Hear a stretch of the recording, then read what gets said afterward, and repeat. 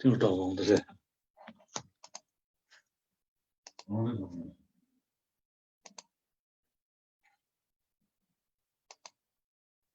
Record गरेको छ त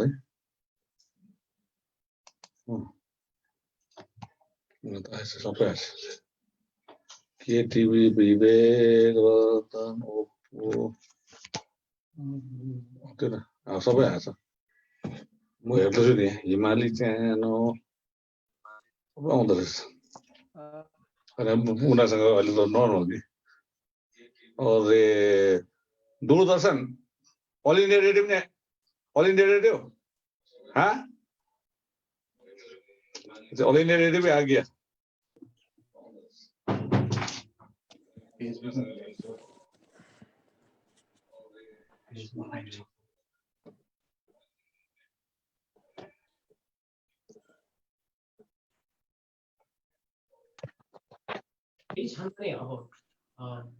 विनय तामाङको भर्चुअल प्रेस कन्फरेन्स अब हामी तपाईहरुको समक्षमा लाइभ सीधा प्रसारण लिएर आइरहेका छौं अनि यसमा दर्शकलाई बताउन म चाहन्छु कि केही दिन अघि श्री विनय तामाङका तपाईको अंगरक्षक या भन्न सुरक्षा गार्डको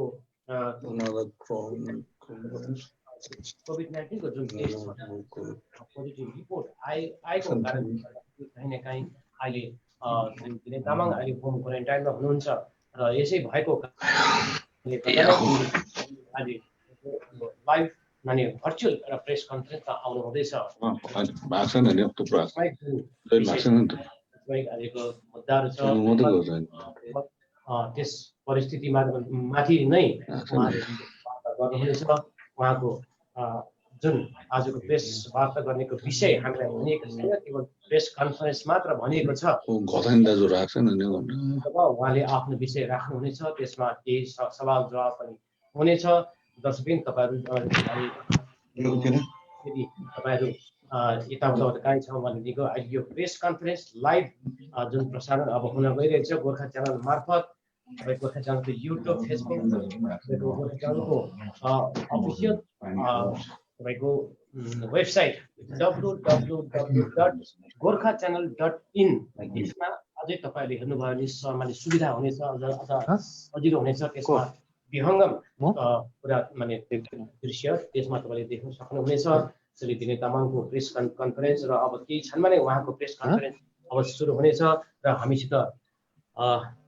हामी उहाँसित माने जोडिने हामी कोसिस यहाँ गरिरहेका छौँ यहाँ यो टेक्नोलोजीको कुरा हो र यसमा उहाँले भन्नुभएको छ कि केवल दार्जिलिङ खरसाङ अनि कालेबुङका पत्रकारहरू मात्र जोडिनेछन् अनि एउटा सेलेक्टेड पत्रकारहरूलाई मात्र जोडेर यो जुम एप मार्फत उनी प्रेस कन्फरेन्समा उहाँले यो आयोजना गर्नुभएको छ र हामी यो प्रेस कन्फरेन्समा जोडिने यहाँ कोसिस गरिरहेका छौँ जसै जोडिनेछ त्यो प्रेस कन्फरेन्स जब उहाँले सुरु गर्नुहुनेछ त्यो सुरु गरेपछि त्यो सिधा तपाईहरु समक्षमा हामी लाइभ एउटा माने टेलिकास्ट या भन्नु सिधा प्रसारण लिएर माने आइरहेका छौँ अहिले यो जोडिने काम भइरहेको छ र पुनः तपाईलाई म अहिले स्मरण गराउन चाहन्छु कि दर्शकबिन श्री विनय तामाङ आजको तारिखमा पनि उनी तपाईको होम क्वारेन्टाइनमा हुनुहुन्छ किनभने केही दिन अगाडि उनको अंगरक्षक कोरोना पोजिटिभ पाइएको कारणले गर्दा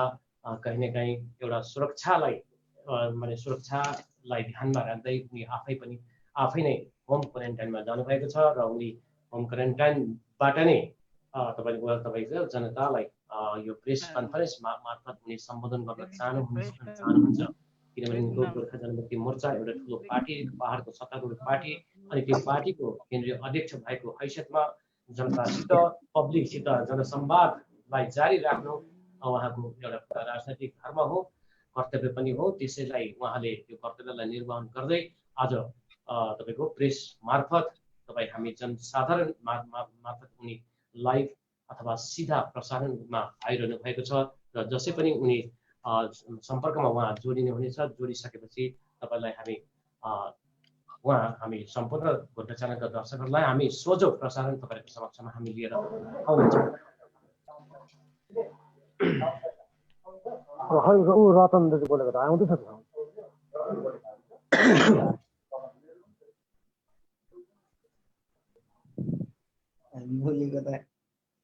हेलो रतनजी, मेरो आवाज सुन्नु हुनुहुन्छ? रतनजी, हजुर साउन्ड आउँदैछ मेरो? हजुर नमस्कार, साउन्ड आउँदैछ मेरो? तपाईँ भनेपछि तपाईँ को बोल्नुहुन्छ? हिमाली म च्यानल हिमाली च्यानल, हजुर ए हजुर। आउँदैछ, एकदम आउँदैछ, एकदम ए, आउँदैछ। हुन्छ, सन्चै हुनुहुन्छ? ए चल्दैछ, यही पर्खिरहेको छु है। अब त्यही त। कस्तो जोडी चल्दैछ दिनकालहरू? के अहिले आउनु भएको छैन विनय दाजु? यहाँ स्क्रिनमा त यहाँ देखिँदैन, 4वटा स्क्रिन देखिरहेको छ है।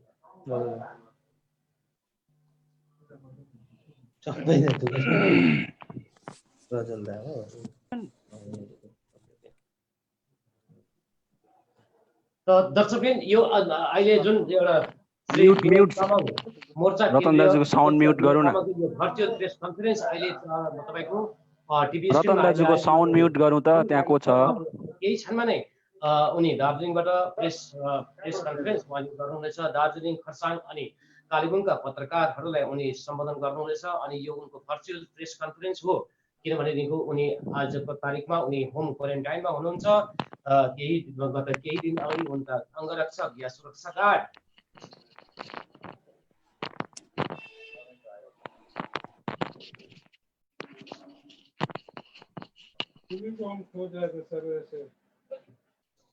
सबैले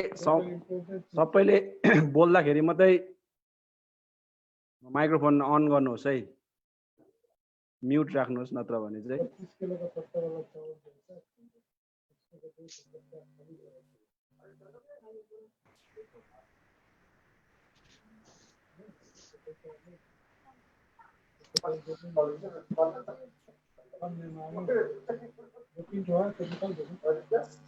बढ़िया 25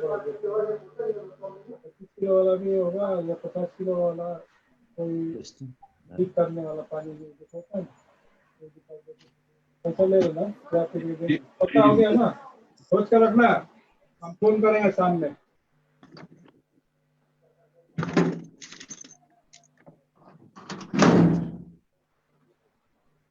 तिमी लाग्छ नि त भिडियो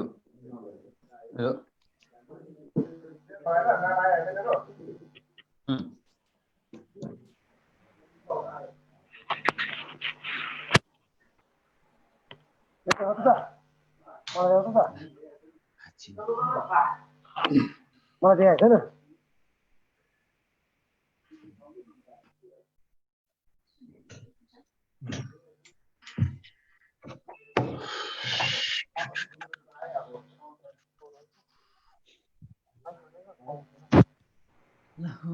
आउँदैछ मलाई।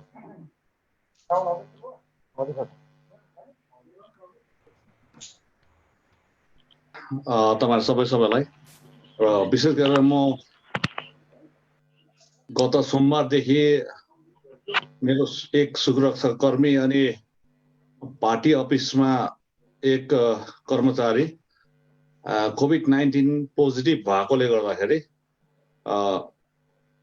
म सोमबार बेलुकीदेखि 27 तारिक जुलाई शहीद दिवसको बेलुकीदेखि होम क्वारेन्टाइनमा छु र यो एक हप्ताको होम क्वारेन्टाइन मेरो आगामी सोमबार बेलुकी समाप्त हुन्छ र म मङ्गलबारदेखि फेरि पुनः आफ्नो जनताको सेवामा उत्रिनेछु र यसले गर्दाखेरि आजको यस महत्त्वपूर्ण प्रेस भेला या प्रेस कन्फरेन्स मैले भर्चुअल प्रेस कन्फरेन्स गर्न पर्यो र यो कोभिड-19 ले गर्दाखेरि तपाईहरुलाई केही असुविधा भएको छ भने म क्षमा चाहन्छु। अनि अहिले घडी दुईटा सेसनमा हामी बाँडिने छौं र पहिलो चाहिँ हो पार्टीगत हैसियतले आजको वर्तमान राजनीतिमाथि पार्टीको स्ट्यान्ड म बताउने छु। तत्पश्चात तपाईहरुले प्रश्न गर्न सक्नुहुन्छ, त्यो पछाडी तपाईहरुलाई म प्रश्न गर्ने समय दिन्छु अनि समय त्यो प्रश्न केवल आजको एक विषयवस्तुमा मात्र राखिदिनु होला। अन्य विषयवस्तुमा प्रश्न नराखिदिने। साथसाथै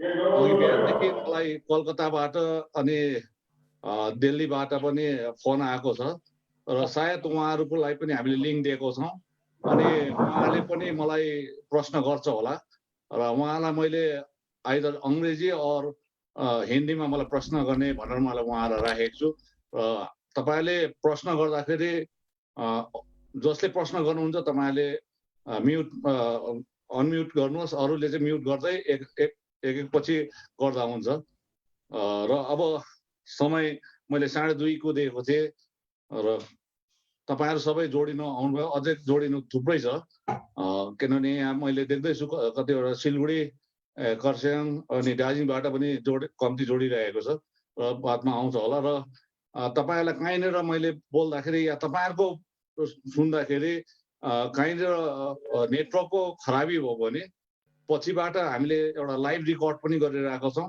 त्यो लाइभ रेकर्ड पनि तपाईँलाई पठाइदिन्छौँ। र अहिले मेरो फेसबुकबाट लाइभ पनि गइरहेको छ, तपाईँले अन रेकर्ड त्यहाँ हेर्नु पनि सक्नुहुन्छ। मेरो फेसबुकबाट पनि लाइभ गइरहेको छ तपाईँहरूकोमा, विनय तामाङ फेसबुकबाट चाहिँ तपाईँहरूको लाइभ गइरहेको छ, तपाईँले त्यसलाई रेकर्ड गर्दाखेरि पनि हुन्छ र यो तपाईँहरूको जानकारीको निम्ति। तपाईँ सबै रेडी हुनुहुन्छ भने हातको इसाराले एकताल मलाई एउटा के अरे यसरी फिङ्गर देखाइदिनुहोस्, म सुरु गर्न चाहन्छु। हजुर रेडी छौँ दाजु, हामी गोर्खा च्यानल कालेबुङबाट हामी रेडी छौँ।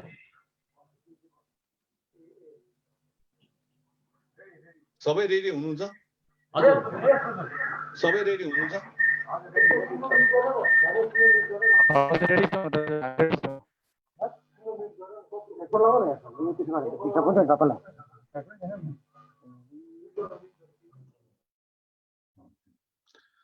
नमस्कार, तपाईहरुलाई विशेष गरेर आज एक महत्त्वपूर्ण जुन प्रेस भेला पार्टीगत हैसियतले हामीले डाकेका थियौं अनि यो महत्त्वपूर्ण प्रेस भेलामा विशेष गरेर पहाडको अनि समग्र भारतीय गोर्खाहरूको माथि जुन राजनीतिक घटनाक्रम भइरहेको छ त्यो घटनाक्रमलाई गोर्खा जनमुक्ति मोर्चा पार्टीको आफ्नो अडान के हुन्छ अनि हामी यो राजनीतिक गतिविधिलाई कुन दृष्टिकोणले हेरिरहेका छौं त्यो तपाईहरुको मार्फत जनता समक्ष गइरहेका छौं र तपाईहरुलाई विदितै भएको कुरो हो कि 22 तारिक जुलाईको दिन जुन प्रेस विज्ञप्ति गोर्खा जनमुक्ति मोर्चा विमलपन्थी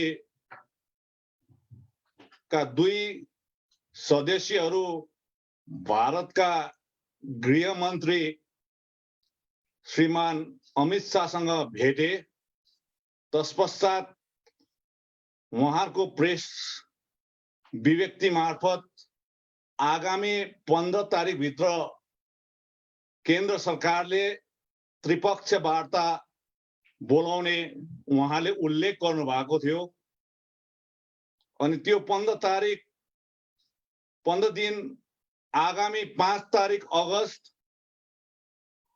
2020 मा सकिन्छ अनि 5 तारिक अगस्त 2020 विश्वलाई अनि भारतवर्षभरिलाई थाहा भएको कुरो हो।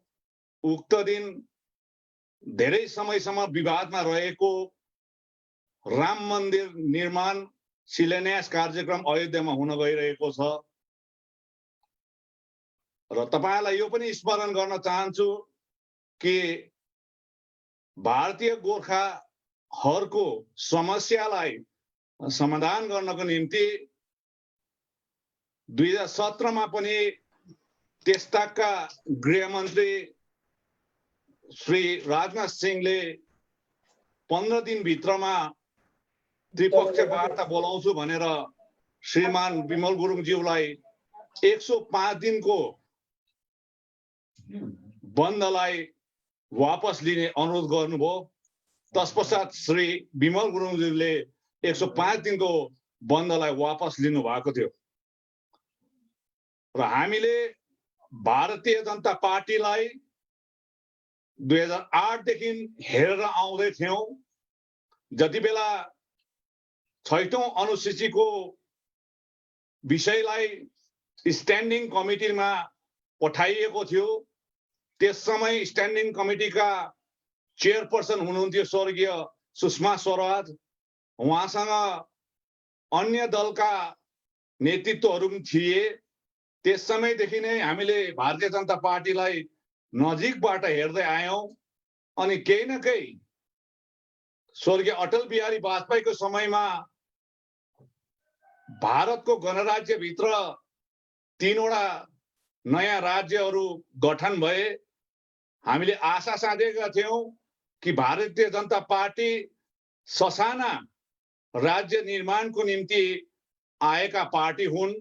यसोस्ले गर्दाखेरि 2009 मा गोर्खा जनमुक्ति मोर्चा पार्टीले भारतीय जनता पार्टीलाई आफ्नो एक एलायन्स पार्टीको रूपमा लिए पश्चात त्यस समय जसवन्त सिंहलाई एउटा भारतीय जनता पार्टीको उम्मेदवारको रूपमा दार्जिलिङ लोकसभा क्षेत्रबाट आउनुभयो। अनि सम्पूर्ण जनता जनार्दनले भारतीय गोर्खाहरूको चिनारी गोर्खाल्यान्डको निम्ति त्यस समय जसवन्त सिंहज्यूलाई भारी मतले लोकसभामा चुनाएर पठाए। अनि जसवन्त सिंहज्यूले दुईपल्ट संसदमा 0 आवरमा भारतीय गोर्खाहरूको गोर्खाल्यान्डको आवाज निकालिदिए, उठाइदिए। हामी खुसी भयौं। हामीले 0 आवर हो या पार्लियामेन्टमा बिल ल्याएको हामीले बुझेनौं, बोलिदिँदाखेरि नै हामी खुसी भयौं। त्यति नै बेला राज्यसभामा पछि गएर श्री राजीव प्रताप रूडी अनि स्वर्गीय सुषमा स्वराजज्यूले पनि गोर्खाहरूको निम्ति बात उठाइदिए।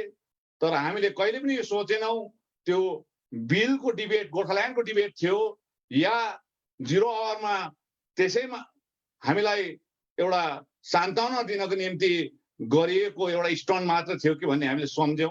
तथापि पछि गएर 2014 मा जब खोपरेलमा लोकसभाको चुनावमा त्यसताका प्रधानमन्त्री क्यान्डिडेट श्री नरेन्द्र मोदीज्यूको एउटा सभा भएको थियो, चुनावी सभा।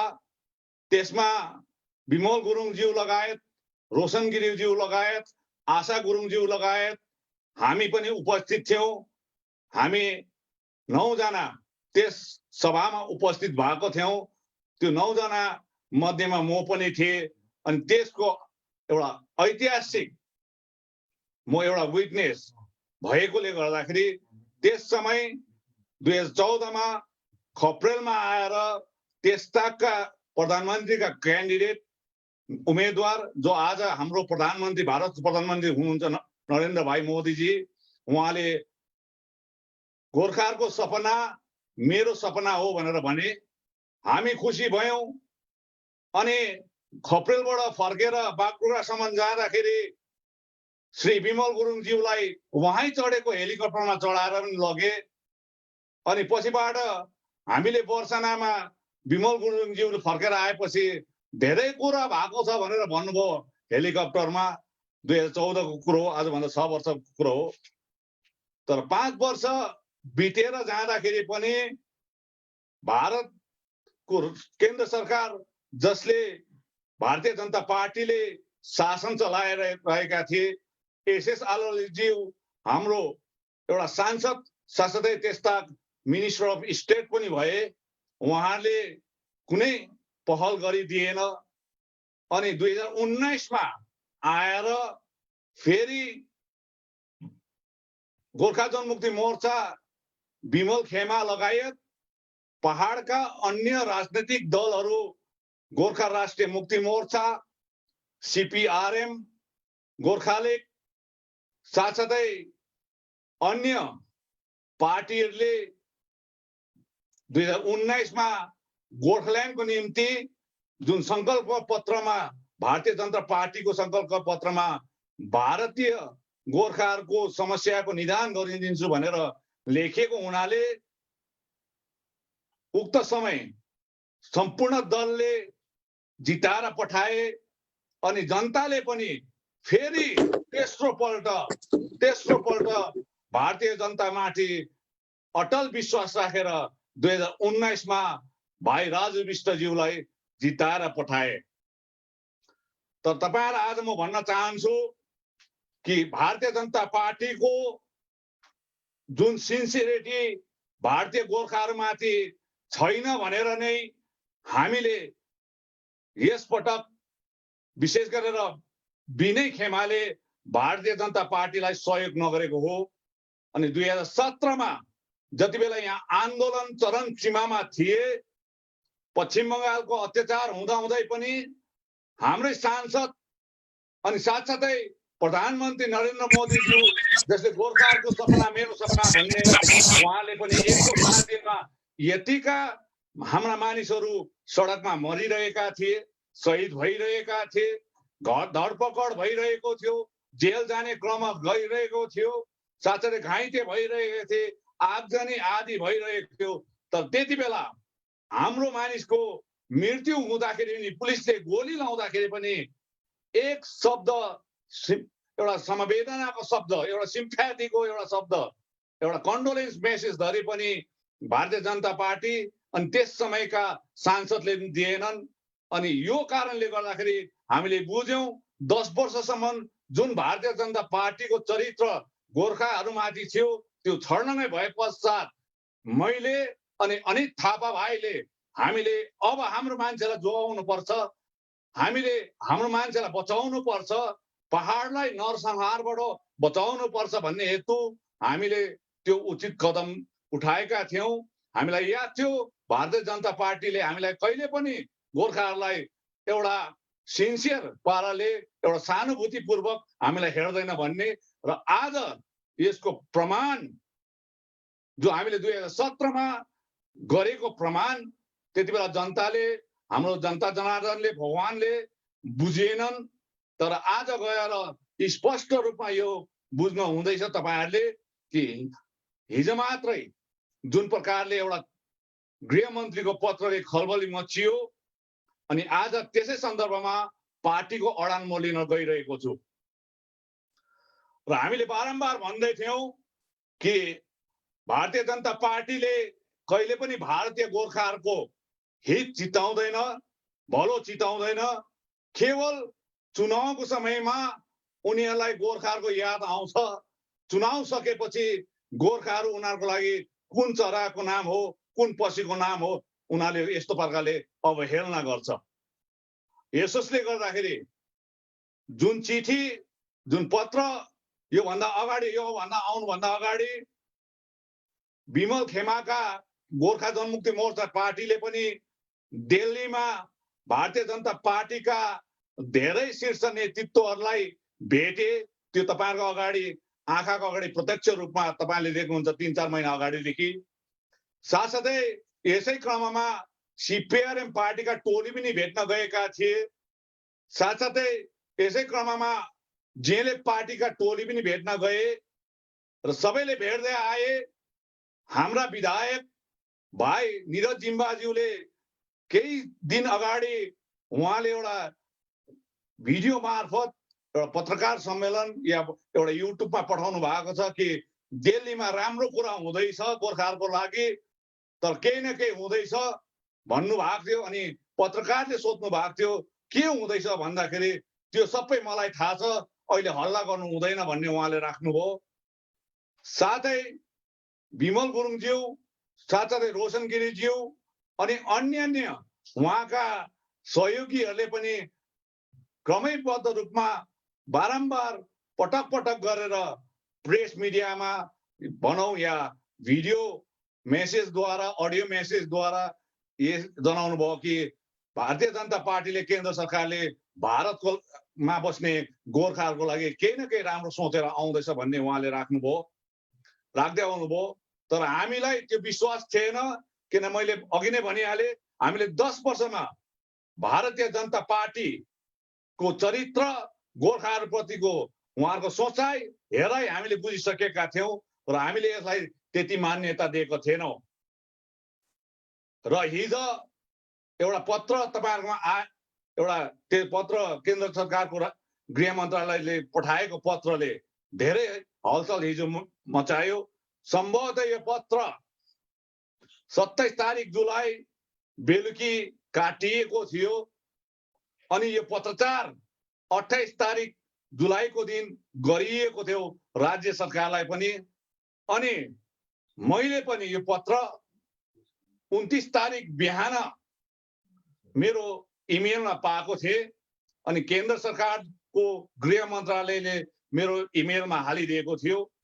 अनि म अहिले होम क्वारेन्टाइनमा बसेकोले गर्दाखेरि यस पत्रलाई मैले सार्वजनिक गर्न सकिनँ।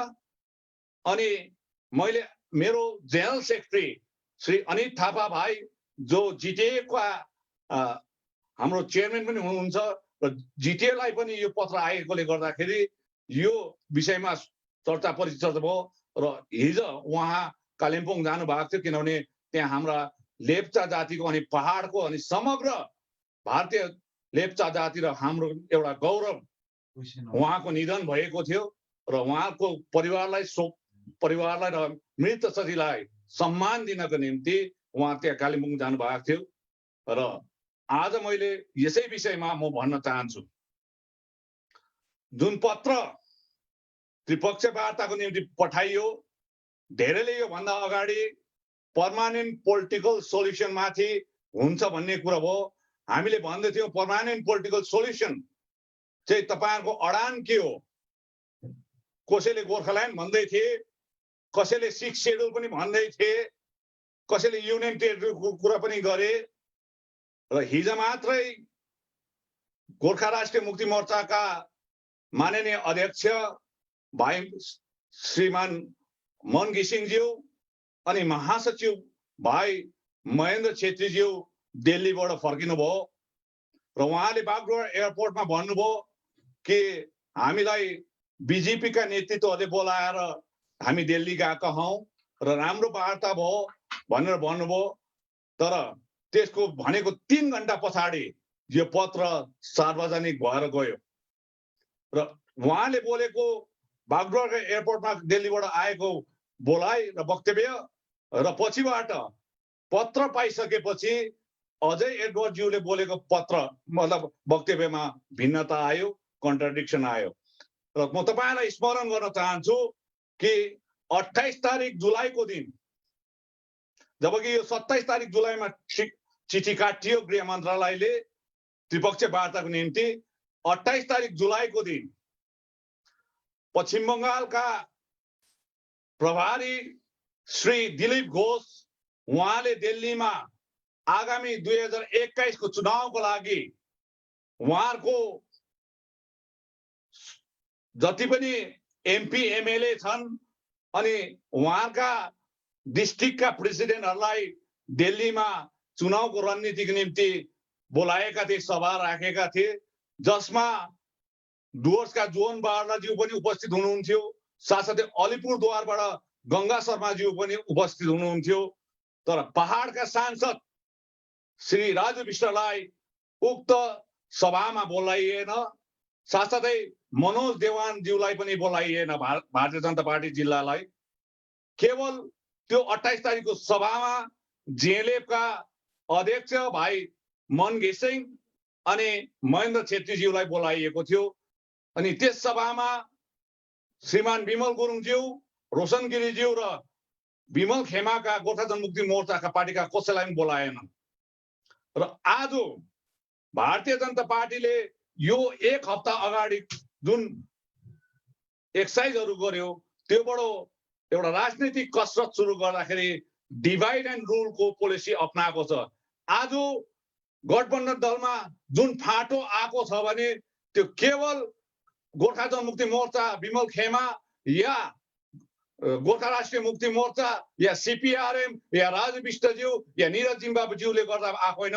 यो आजको फाटो उहाँहरुको गठबन्धनको फाटोको स्वतः जिम्मेवार भारतीय जनता पार्टीले गरेको र हामी भित्र डिभाइड एन्ड रुल गरेर अब 2021 मा कस्तो प्रकारले रणनीति लिएर अगाडि बढ्नुपर्ने त्यसमा गएको तपाईँलाई याद छ हाम्रो पहाडको 3टा सिट छ विधानसभाको 3वटा विधायकको क्षेत्र छ 3वटा क्षेत्रमा सम्पूर्ण बङ्गालको अन्य विधानसभा क्षेत्रलाई बलिको बाख्रा बनाएर राख्दैन र उहाँलाई बङ्गालको सम्पूर्ण सिटको खाँचो छ न कि हाम्रो 3टा सिटको निम्ति गर्दैन र यसले गर्दाखेरि यो प्रकारले उहाँले डिभाइड एन्ड रुल बनाएर आज जेएलएफलाई एकपट्टि सिपिआरएमलाई एकपट्टि गोर्खालीगलाई एकपट्टि राजु विष्टलाई एकपट्टि साथसाथै गोर्खा जनमुक्ति मोर्चा विमल खेमालाई एकपट्टि राखेर यो प्रकारले डिभाइड एन्ड रुल चलाएको छ र आज तपाईँहरूले बुझ्नुपर्छ पहाड हामी गोर्खे सन्तान भारतीय गोर्खे सन्तान सबै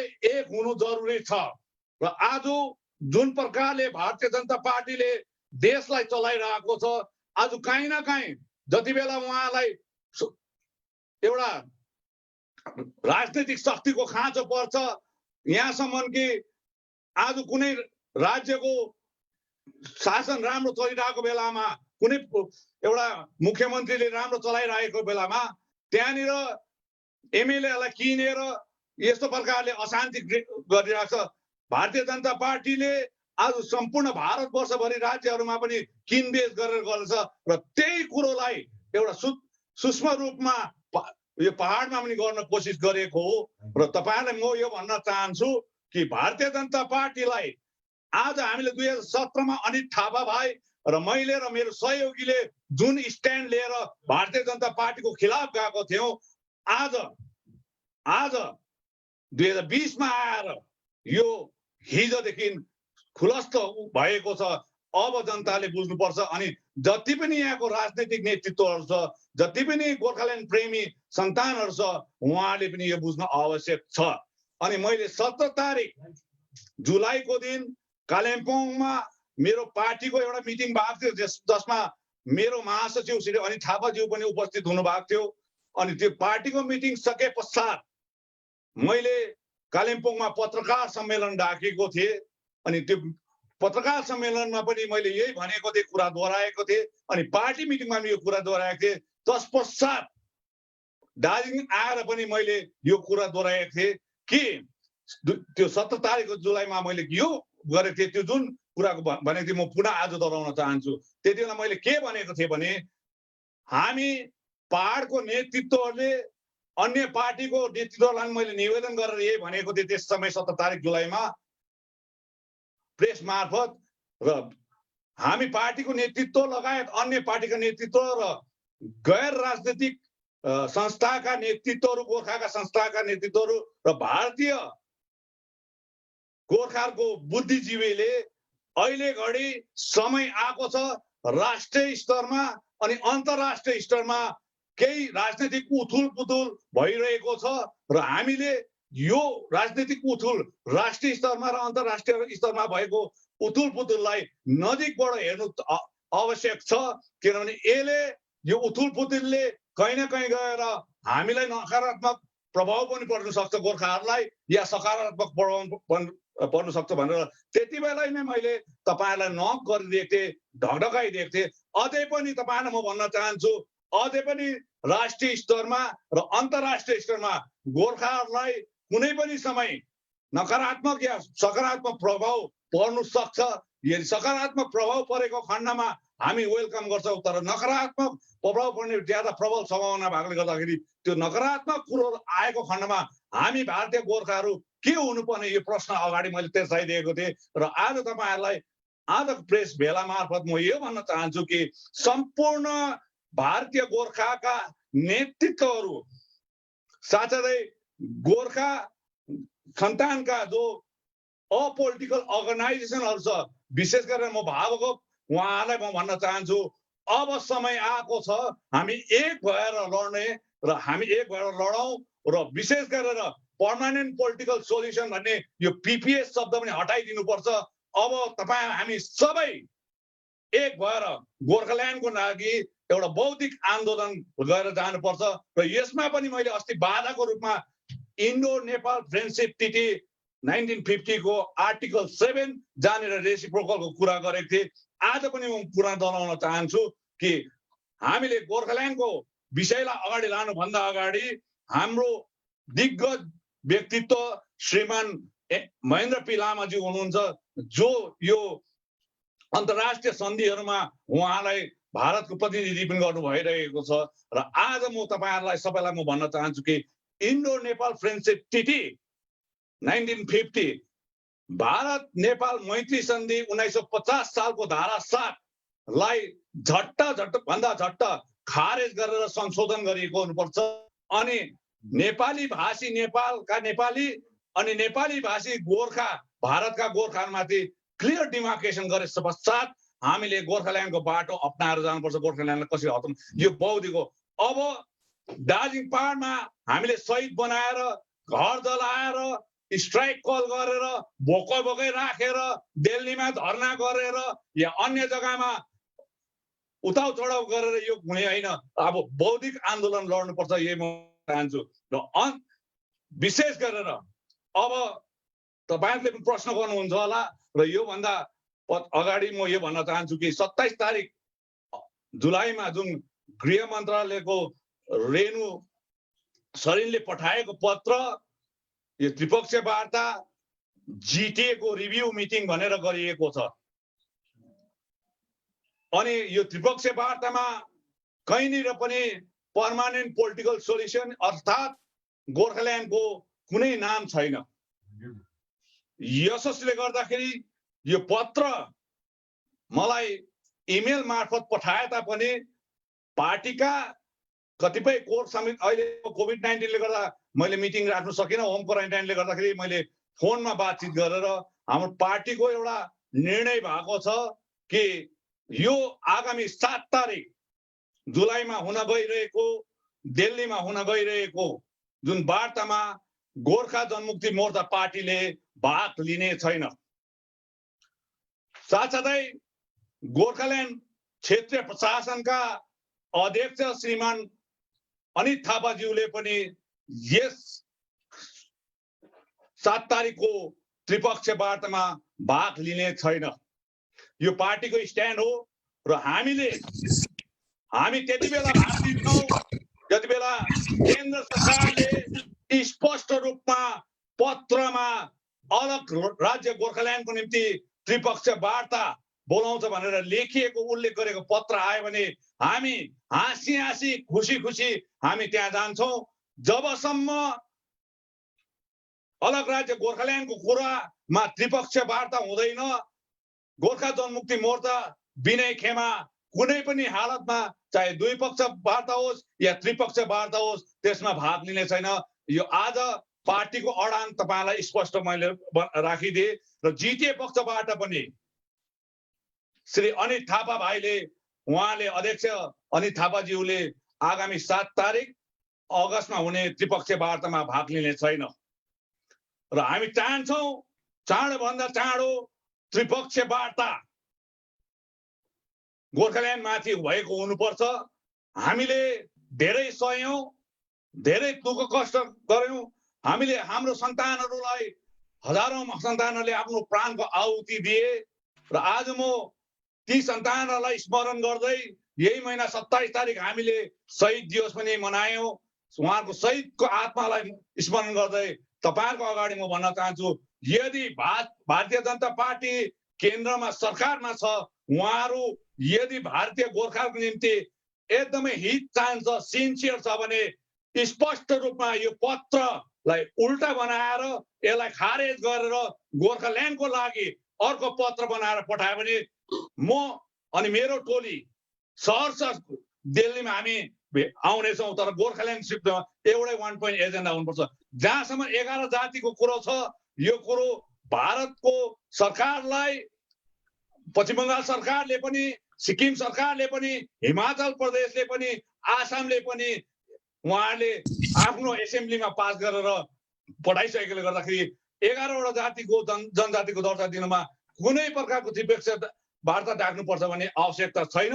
यो अगावै हामीले दिइसकेका छौँ र चाँडो भन्दा चाँडो 11 जातिलाई दर्जा दिएको हुन्छ। हो, आरजीआई को मोडालिटिज 5 वटा मोडालिटिज भित्र हामी आएको छैन, तर आरजीआई यो केन्द्र सरकारको स्ट्याच्युटरी बडी भएकोले गर्दाखेरि यसमा पनि हस्तक्षेप गर्न सक्छ केन्द्र सरकारले, यो म भन्न चाहन्छु।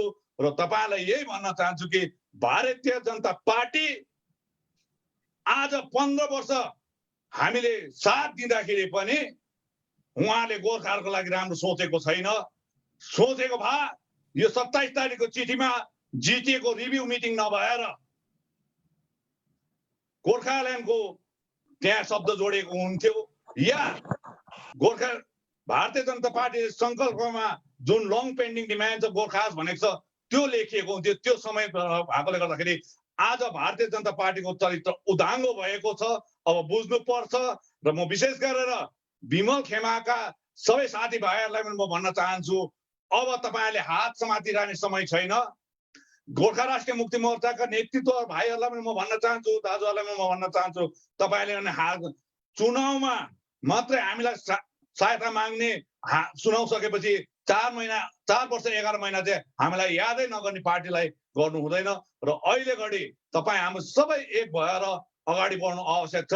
र मेरो अन्तमा फेरि म यो भन्न चाहन्छु कि आगामी 7 तारिक जुन पत्र मलाई इमेलद्वारा आएको छ, यो पत्र यो मैले 28 तारिक राति हालेको रहेछ र तर मैले 29 तारिक बिहान मात्रै मैले आफ्नो इमेल खोज्दाखेरि यो पाएँ र त्यसले गर्दाखेरि जुन आएको छ उहाँले जुन प्रकारले विनय खेमालाई जुन प्रकारले एउटा सम्मान दिएर आज फिग्युर एउटा भगवडा नेताहरू जो छ लिडर छ उनीहरूलाई त्यो पत्र पठाएन, तर मैदानमा जो छ गोर्खा जनमुक्ति मोर्चा हामी हारे तापनि उहाँले जुन सम्मान दिँदै पत्र पठाए यसको निम्ति म केन्द्र सरकारलाई धेरै धेरै धन्यवाद दिन चाहन्छु। तर केन्द्र सरकारलाई यो पनि अवगत गराउन चाहन्छौँ कि हामी 7 तारिक अगस्तमा हुने जुन वार्ता छ त्यो वार्तामा हामी आउने छैनौँ र त्यसोले गर्दाखेरि म तपाईहरुलाई यही भन्न चाहन्छु कि 7 तारिक जिटिएको पक्षबाट अनित थापाज्यू जाँदैन अनि हामी पनि जाँदैन, किन उहाँ पनि महासचिव भएकोले गर्दाखेरि यो हामीले निर्णय लिएका छौँ। अब तपाईहरुले कसैले प्रश्न गर्न चाहनुहुन्छ भने गर्न सक्नुहुन्छ। दाजु मेरो प्रश्न छ कि सुन्नुहुँदैछ? हेलो हेलो, मेरो प्रश्न विवेक बोलेको दाजु। भाइ विवेक बोलेको हजुर, सुन्नुहुँदैछ? सुन्दैछु भाइ। दाजु तपाईँले भन्नुभयो कि अब चाहिँ गोर्खाल्यान्डको नाममा एउटा बौद्धिक लडाइँ गर्नुपर्छ सबैजनासँग मिलेर भनेर है। त्यसो भने तपाईँहरूको जिटिए माथि चाहिँ के स्ट्यान्ड छ? जिटिए तपाईँहरू छोड्नुहुन्छ त्यसो भने सबैजना एक भएर लड्छु भनेर बौद्धिक? सुन्नुहोस् विवेक भाइ, तपाईँको प्रश्नलाई म अति असल प्रश्न हो, स्वीकार्न चाहन्छु। हेर्नुहोस् 86 को आन्दोलन पहाडमा जिल्ला परिषद थियो, जिल्ला परिषदको मानचित्रबाट सिलगढीलाई घटाएर पहाडमा दार्जिलिङ गोर्खा हिल काउन्सिल बनाइदियो। 86 को 28 महिनाको जङ्गी आन्दोलन पश्चात आफ्नो भूभाग काटेर यहाँनिर जिल्ला परिषदको जग्गामा दार्जिलिङ गोर्खा हिल काउन्सिल बनाइदियो। 21 वर्ष त्यो शासन चल्यो। तत्पश्चात फेरि 2007 सालदेखि एउटा आन्दोलन चर्केर गयो विमल गुरुङज्यूको नेतृत्वमा। बादमा 2011 मा गएर पिन्टेल भिलेजमा एउटा चुक्ति, एउटा सन्धि भयो, त्रिपक्षीय सन्धि भयो। त्यस पश्चात यो जिटिए आयो र जिटिए आज जिल्ला परिषदको रिप्लेसमा आएको बडी हो, अटोनोमस एउटा बडी हो जसले यहाँको विकासमूलक काम गर्नको निम्ति राखिएको हो। र आज त्यो जुन प्रकारको एउटा अटोनोमस बडीलाई नफ्याँकिकन पनि हामीले गोर्खाल्यान्ड जानु सक्छौँ। आज त्यो लद्दाखमा तपाईलाई उदाहरण दिनु चाहन्छु, लद्दाखमा नि अटोनोमस काउन्सिल थियो हामी जस्तै जिटिए, तर उनीहरूले फ्याँक्नु परेन युटी पाउँदाखेरि। पहिला फ्याँक्नु त्यहाँदेखि युटी दिन्छु भनेन। लद्दाखमा त्यहाँको टेरिटोरियल काउन्सिल हुँदाहुँदै रातारात त्यहाँ केन्द्र शासित प्रदेश बनाइदियो र युटी या बनाइदियो। त्यसले गर्दाखेरि गोर्खाल्यान्डको लागि न त डिजिएसी बाधा हो न त जिटिए बाधा हो। तपाईँलाई एउटा उदाहरण मैले दिइहालेँ कि लद्दाखमा पनि यस्तै प्रकारको अटोनोमस काउन्सिल त्यहाँ चल्दैछ, तर त्यहाँनिर चल्दा चल्दै पनि उहाँहरूले त्यसलाई खारिज नगरिकन युटी बनाइदियो। अनि युटी नै बडो जति बेला भयो त्यसले गर्दाखेरि यो विषयमा त्यहाँनिर जब युटी भइसकेपछि स्वतः त्यहाँको खारिज भयो। र यो म्याटर जुन तपाईँले भन्नुभयो जिटिएको म्याटर, यो सब्जेक्ट स्टेट सब्जेक्ट हो अनि यो सब्जेक्ट सेन्ट्रल सब्जेक्ट पनि भएकोले गर्दाखेरि यो अब विवेक भाइले म भन्न चाहन्छु कि जिटिए राख्नु नराख्नु यो सेन्ट्रल गभर्मेन्ट र स्टेट गभर्मेन्टको भरमा निर्भर गर्छ। हेलो दाजु विनयजी एउटा कुरा विनयजी एउटा कुरा छ विनयजी तपाईँ विनयजी सुन्नुहुँदैछ तपाईँले? को बोल्नु भएको? मिलन बोलेको विनयजी म मिलन बोलेको। लामो क्वेसन नगर्नु, एउटा बोल्नु। एउटै क्वेसन छ तपाईँ विनयजी तपाईँले 1950 को जुन क्लज 7 को कुरा भन्नुभयो 1950 मा क्लज 7 1950 को जुन क्लज 7 को कुरा भन्नुभयो नि हजुर सुन्नुहुँदैछ तपाईँले? सुन्दैछु 1950 को जुन क्लज 7 को कुरा भन्नुभयो त्यो दुईटा नेसनको इन्ट्रेस्टमा बनेको थियो, कोही कम्युनिटीको इन्ट्रेस्टमा बनेको थियो। 1950 मा जुन क्लज बनेको थियो क्लज 7 बट तपाईहरु ओन्ली फर क्लज 7 को कुरा भन्नुहुँदैछ। इभन जतिखेर 1988 मा जतिखेर गेजेट गभर्नमेन्टले इन्डियाले गेजेट निकालेर यो इम्प्रुभमेन्ट गरेर फर्स्ट क्लास सिटिजन तपाईहरुलाई प्रदान गरेको थियो। जुन तपाईहरुको जुन प्रब्लम थियो जुन 1950 को जुन क्लज 7 मा त्यो दुईटा नेसनको इन्ट्रेस्टमा बनेको थियो। आखिर विनय तामाङले भन्दैछ 1950 को क्लज 7 लाई रद्द गराउनु पर्छ। यो एन्टी कन्ट्री को जुन संविधान छ त्यो रद्द गर्ने तपाई हामी बोल्ने को विनयजी हो? हाम्रो पार्टीको स्ट्यान्ड हेर्नुहोस्। तपाईलाई एउटा 86 मा म लगेर जान्छु। अब 86 मा एउटा मिलन भाइको प्रश्नलाई म 86 मा लगेर जान्छु। 27 जुलाई आज शहीद दिवसको रूपमा हामीले मनाउने गर्छौं। 27 जुलाई अर्को डेट पनि हुन सक्थ्यो। तर त्यस्ताका आन्दोलनको नेतृत्व दिने स्वर्गीय सुभाष घिसिङज्यूले यही धारा 7 जलाउनु लाउँदाखेरि त्यो एउटा भयानक घटना कालिम्पोङमा पनि घट्यो, दार्जिलिङमा पनि घट्यो, खरसाङमा पनि घट्यो। र आज स्वर्गीय सुभाष घिसिङज्यूले पनि त्यतिबेला मानिलिएको हो कि 1950 सालको सन्धिको मैत्री सन्धि नेपाल भारत मैत्री सन्धि 1950 सालको धारा 7 ले हामीलाई विदेशीको लाङछाना लागिरहेको छ र त्यसले गर्दाखेरि यो जलाउनु पर्छ, एमेन्डमेन्ट हुनुपर्छ भन्ने यो कुरो त 86 देखि परेर आएको। तर त्यहाँ कसैले ध्यान दिएन, आज पनि कसैले यो कुरोमा ध्यान दिएको छैन। र 1950 सालको भारत नेपाल मैत्री सन्धिको धारा 7 त्यहाँ रेसिप्रोकल छ। रेसिप्रोकल भने भारतको नागरिक त्यहाँ जानु सक्छ, नेपालको नागरिक यहाँ आउन सक्छ, जे पनि गर्न सक्छ, हामी पनि त्यहाँ जान सक्छौँ, भारतीय नागरिक सब पनि जान सक्छौँ। त्यसले गर्दाखेरि त्यहाँ क्लियर डिमार्केसन भएको छैन। हो यो अन्तर्राष्ट्रिय विषय वस्तु हो, यो दुई देश बीचको विषय वस्तु हो। तर तथापि आज हामीलाई गोर्खाल्यान्ड चाहिएकोले गर्दाखेरि भारतको गणराज्यभित्र भारतीय गोर्खाहरूको लागि अलग राज्य चाहेकोले गर्दाखेरि जुन बाधा मैले देखिरहेको छु, हाम्रो पार्टीले देखिरहेको छ, त्यही बाधालाई हटाउनको लागि नै मैले सम्पूर्ण नेतृत्वहरूलाई, सम्पूर्ण बुद्धिजीवीहरूलाई, गोर्खाको बुद्धिजीवीहरूलाई मैले यो अपिल गरेको तपाईहरुको यो मार्फत। विनय दाजु हेलो विनय दाजु सुन्नुहुँदैछ? सुन्दैछु दाजु। म रतन गुरुङ कालिम्पोङबाट बोल्दैछु। दाजु हिजोको जुन गृह मन्त्री जिटिए को रिभ्यू मिटिङ माथि होइन र गोर्खाल्यान्ड माथि हुनुपर्छ भनेर स्टेट गभर्नमेन्ट र सेन्ट्रल गभर्नमेन्टलाई पत्रचार गर्नुहुन्छ?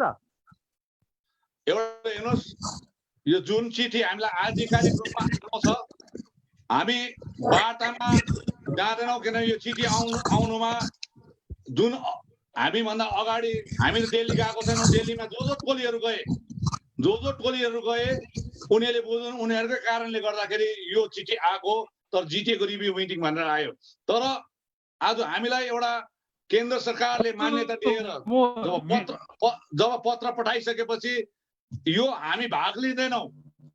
अवश्य 7 तारिक अगस्तमा हामी भाग लिँदैनौँ। तर भाग किन लिँदैनौँ त्यो विषयमा हामी आधिकारिक पत्र केन्द्र सरकार र राज्य सरकारलाई पठाइदिएको हुन्छौँ। हेलो बेजु म धनराज भाइ। हेलो भन्नुहोस् धनराज भाइ। को भन्नुभयो? हेलो हजुर दाजु सुन्नुहुँदैछ? रतन गुरुङ कालिम्पोङ गोर्खा च्यानलबाट बोल्दैछु दाजु। अहिले को आउनु हुँदैछ तपाईहरु? रतन गुरुङ आउँदैछ दाजु, गोर्खा च्यानल कालिम्पोङबाट। भन्नुहोस् दाजु हिजोको जुन गृह मन्त्रालयको जुन पत्र छ त्यो पत्रमा जो मिटिङको जुन विषय 7 तारिकको मिटिङको विषय जुन त्यहाँनिर उल्लेख गरिएको छ त्यो तपाईको to review the issue related to GTA भनेर भनेको छ। र यसलाई यो सरकारी चिठी हो, मानिसहरूले आफ्नो प्रकारले यसलाई व्याख्या गरिरहेका छन् र यसलाई अन्यले एउटा अर्कै प्रकारले व्याख्या गरे तापनि केही सेक्सन अथवा एउटा सेक्सनले यसरी व्याख्या गरिरहेको छ कि जिटिए जो अहिले तपाईहरुले माने चलाउनु हुँदैछ त्यो जिटिए अहिले आफै आफ्ना पनि त्यो सम्झौताको जुन अब स्पिरिट छ त्यो स्पिरिटको विरुद्धमा यो जिटिए चलिरहेको छ। त्यसकारणले गर्दाखेरि पनि कहीं न कहीं भारत सरकारले अब यो जिटिए को आवश्यकता र औचित्यमाथि तपाईको एउटा पुनर्विवेचना गर्नको निम्ति त्यसमा समीक्षा गर्नको निम्ति पनि यो बैठक बोलाएको हुन सक्छ। त्यसकारणले गर्दाखेरि हुन सक्छ यो बैठकको बादमा यो त्रिपक्षीय बैठकको बादमा यो जिटिए खारेज हुन सक्छ। त्यो खारेज भएपछि नै अगाडिको जति पनि गोर्खाहरूको पर्मानेन्ट पोलिटिकल सल्युसनको जुन मार्ग छ त्यो प्रशस्त हुनेछ। यो एउटा ठुलो सेक्सनले यो कुरो भनिरहेको छ। त्यसकारणले गर्दाखेरि हिजोको गृह मन्त्रालयको जुन चिठीमा तपाईहरुलाई बेसिक आपत्ति चाहिँ केमा लागेको त्यसो हो भन्दिनु? हिजो बेलुकी जब यो पत्र सार्वजनिक भयो अनि सम्पूर्ण मिडियातिर सोसियल मिडियामा गइसकेपछि तत्पश्चात हाम्रो गोर्खा जनमुक्ति मोर्चा विमल खेमाका महासचिव रोशन गिरीज्यूको पनि एउटा विज्ञप्ति आएको थियो। अनि त्यस साथसाथै राति हाम्रै सांसद राजु विश्वज्यूको पनि प्रेस विज्ञप्ति आयो। अनि त्योभन्दा अगाडि हाम्रा गोर्खा राष्ट्रिय मुक्ति मोर्चाका दार्जिलिङ ब्रान्चका अध्यक्ष भाइ अजय एडवर्डज्यूले पनि आफ्नो पार्टीको स्ट्यान्ड लिनुभयो। म यो भन्न चाहन्छु सबैले आफ्नो आफ्नो स्तरले व्याख्या गरिरहेको छ तर यो त्रिपक्षीय वार्ता हुनुपर्छ र यो विषयमा हुनुपर्छ भनेर हामीले चाहिँ केन्द्रको सरकारको कुनै पनि नेतृत्वलाई पनि भेटेको छैनौँ, भारतीय जनता पार्टीको नेतृत्वहरूलाई पनि भेटेको छैनौँ अनि एउटा पत्र पनि लेखेको छैनौँ। उहाँहरूकै एक्सर्साइजले गर्दाखेरि यो पत्र आएको हो र आज फेरि पनि जनतालाई ढाँट्नुको लागि यो प्रकारको उहाँले एउटा व्याख्या गरिरहेछ। म हात जोडेर 10 औँला जोडेर म रोशन गिरीज्यू, विमल गुरुङज्यू र अन्य नेतृत्वहरू राजनीतिक दलका नेतृत्वलाई म भन्न चाहन्छु, हेर्नुहोस् जुन कुरो सत्य यहाँ आइसकेपछि अब यसलाई तोडमोड गरेर फेरि जनताको अगाडि जनतालाई उल्लिन बनाइदिनुहोस्। हेर्नुहोस् सत्यको राजनीति गरौँ, हेर्नुहोस् स्वच्छ राजनीति गर्नुहोस्।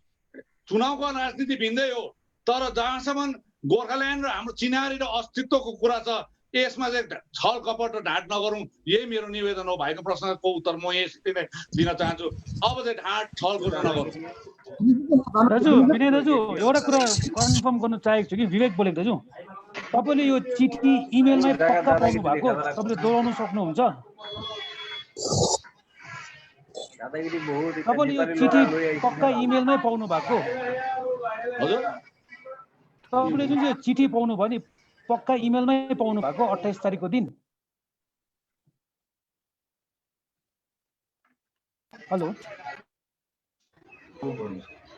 हजुर हेलो म विवेक सुन्नुहुँदैछ? हेलो भन्नु तपाईले यो इमेल साँच्चै नै आफ्नो इमेल आइडीमै पाउनु भएको 28 तारिकको दिन यो चिठी डाइरेक्टली?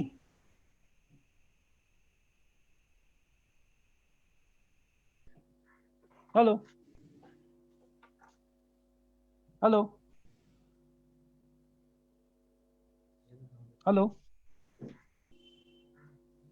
हेलो मेरो भाइ विवेक भाइ सुन्नुहुँदैछ? हजुर सुन्दैछु। हजुर मैले अघि नै भनिहालेँ, मैले मेलमा पाएँ। पठाउने कसले पठाएको बताउनु सक्नुहुन्छ तपाईँले हामीलाई डाइरेक्टली इमेलमा? हजुर किनभने कुन चाहिँ इमेल आइडीबाट तपाईँलाई पठायो भनेर बताउनु सक्नुहुन्छ? यो विस्तृत चाहिँ मैले भिडियो कन्फरेन्समा भन्न सक्दिनँ। तपाईँहरूलाई यदि चाहिन्छ भने म तपाईँहरूको कपीमा पठाइदिन्छु। हुन्छ। किन सोधेको कारण चाहिँ यो इमेल त खासमा तपाईँलाई त डिएम मार्फत आउनु पर्ने भनेर लेखेको थियो नि त, त्यसले गर्दा सोधेको कि डिएम मार्फत पनि आएको छ, डिएमको मार्फतमा पनि आएको छ र इमेलमा पनि हालिदिएको छ। यो तपाईँले अब त्योभन्दा अगाडि तपाईँहरूको पनि हातमा पर्यो, तपाईँहरूकोमा कसरी पर्यो, दार्जिलिङ टिभीमा कसरी पर्यो, सबैको हातमा यो चिठी कसरी पर्यो, जबकि अथराइज यहाँ लेखेको छ home secretary government of West Bengal, district magistrate Darjeeling, principal secretary GTA, representative of chief executive of Gorkhaland territorial administration, representative of Gorkha Janmukti Morcha भनिसकेपछि यो 5 जनालाई आइसकेपछि कसरी चाहिँ यो चिठी हामीले सो नगरिकन पत्रकारहरूले देखायो। त्यसले गर्दाखेरि हेर्नुहोस् यो तपाईँहरूको सोर्सले निकाल्नु भयो होला र मैले पनि मेरो सोर्स बताइदिएँ तपाईँहरूलाई। विवेक भाइ यो मैले आफ्नो सोर्स बताइदिएँ। मैले त्यति मात्रै कन्फर्म गरेको डिरेक्टली तपाईँलाई आएको इमेलमा है डिरेक्टली नै आएको होम मिनिस्टरबाट डिरेक्टली आएको छ तपाईँलाई दाजु यसैमा सर म सञ्जीव भाइ गुवाहाटीबाट विनय दाजु यसैमा मेरो सप्लिमेन्टरी क्वेसन छ दाजु रतन गुरुङ बोल्दैछु होइन अरूलाई पनि दिउँ अरूलाई पनि दिउँ सबैलाई जस्ट एउटा सञ्जीव भाइ बोल्दैछु सर आसामबाट सप्लिमेन्टरी क्वेसन दाजु जुन चिठी यो चिठी छ है यसलाई चिठीमा तपाईँले आज क्लियर गर्नुभयो कि तपाईँ अब 7 तारिकको बैठकमा तपाईँको पार्टीले त्यसमा भाग लिने छैन अनि जिटिए अध्यक्ष श्री अनिल थापा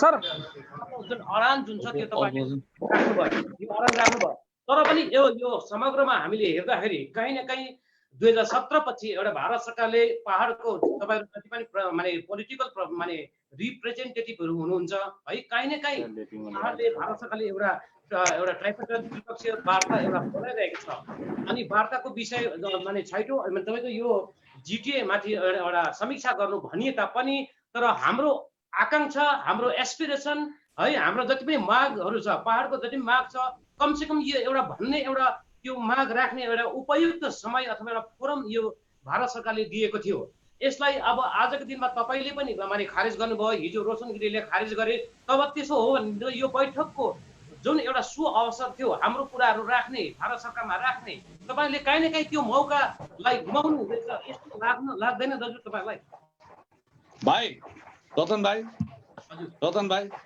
तपाईले भन्नुभयो यो चिठी आउनुभयो तपाईँहरू जानु पर्थ्यो भन्ने कुरा होइन तपाईँको हजुर यो एउटा अवसर थियो कमसेकम तपाईँ पत्रकार हो तपाईँले पत्रकार राम्ररी हेर्नुहोस् सब्जेक्ट के लेख्छ meeting to review the issues related to GTA region भनेर लेखेको छ अब यो सब्जेक्ट म्याटरै ठिक छैन सब्जेक्ट म्याटर ठिक छैन आज यहाँनिर मिटिङ कल फर गोर्खाल्यान्ड भनेको भए गोर्खाल्यान्डको लागि भनेको त यति बेला त हामी यति बेला टिकट पनि काटिसक्थ्यौँ हामी हेर्नुहोस् त्यसले गर्दाखेरि यो रिभ्यू मिटिङमा स्टेटसँग रिभ्यू मिटिङ गर्दा पनि हुन्छ किन यो स्टेट सब्जेक्ट हो हेर्नुहोस् जिटिएको यो जिटिएको रिभ्यू मिटिङ गर्नुको लागि त्रिपक्षीय वार्ता हुनुपर्छ भने छैन त्यसले गर्दाखेरि स्टेट सब्जेक्ट भएकोले गर्दाखेरि आजसम्म जति बेला 2011 मा चुक्ति साइन गरेर 2012 देखि एक्जिस्टेन्समा आयो जिटिए त्यति बेला जुन 600 करोड दिएको थियो त्यसमा 450 करोड जस्तो विमल गुरुङज्यूको टाइममा दिएको थियो अनि म चेयरम्यान भइसकेपछि रहल 135 करोड डेभलपमेन्टको लागि दिएको थियो त्यसबाहेक अहिलेसम्म त्यो पनि कांग्रेस सरकार हुँदा दिएको 600 करोड हो किनभने पी चिदम्बरमज्यू त्यति बेला गृहमन्त्री थिए त्यति बेला दिएको छुट्टाको 600 करोडको प्याकेज हो त्यहाँदेखि भाजपा सरकार 2014 मा आयो दिएन 2019 मा पनि दिएको छैन त्यसले गर्दा यो स्टेट सब्जेक्टको तपाईले हेर्नुभयो भने तपाईले एक्ट हेर्नुहोस् एक्ट हेरिसकेपछि तपाईले देख्नुहुन्छ जिटिएको एक्ट हेर्यो भने यो completely comes under the purview of state गभर्नमेन्टको मुनि छ त्यसले गर्दाखेरि यसमा त्रिपक्षीय वार्ता यो मौका होइन जुन दिन आज अघि नै मैले भने केन्द्र सरकारलाई हामी किन आउँदैनौँ किन भाग लिँदैनौँ के कारण भाग लिँदैनौँ यो पत्रको उत्तर सही ढङ्गमा हामी 7 तारिक अगाडि केन्द्र सरकारलाई पठाइदिएको हुन्छौँ अनि हामीले यो पनि माग गर्छौँ 1 पोइन्ट एजेन्डा अलग राज्य गोर्खाल्यान्डमा यदि त्रिपक्षीय वार्ता बोलाउँछ भने चाहिँ हामी त्यो वार्तामा भाग लिन जान्छौँ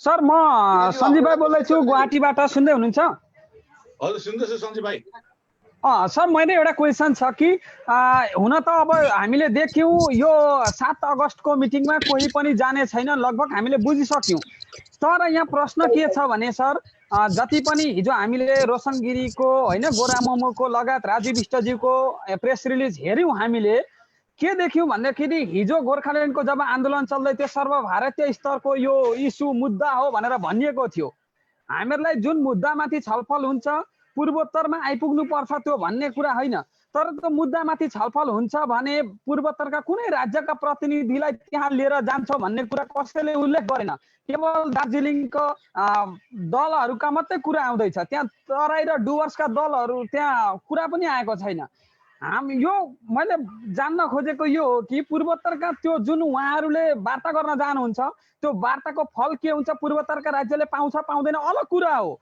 तर त्यो वार्तामा पूर्वोत्तरका कुनै राज्यका गोर्खा प्रतिनिधिलाई लिएरै गइँदैन भन्ने कुरा लगभग स्पष्ट भइसक्यो, किनकि उहाँहरूले पूर्वोत्तरका कुरै गर्नु भएको छैन। यस सन्दर्भमा के भन्न चाहनुहुन्छ सर?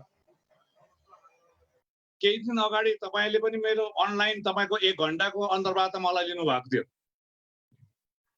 अस्ति 2-3 दिन अगाडि तपाईँले अन्तर्वार्ता मेरो 1 घण्टाको लिनुभएको थियो। अनि त्यस समय मैले भने अलग राज्य गोर्खाल्यान्ड र भारतीय गोर्खाहरूको चिनारी र अस्तित्वको जहाँ कुरा आउँछ केवल दार्जिलिङ पहाडको नेतृत्वहरूले मात्रै हुँदैन, सर्वभारतीय स्तरमा हाम्रो दिग्गज नेतृत्वहरूलाई त्यो वार्तामा बोलाएको हुनुपर्छ भन्ने हाम्रो माग हो।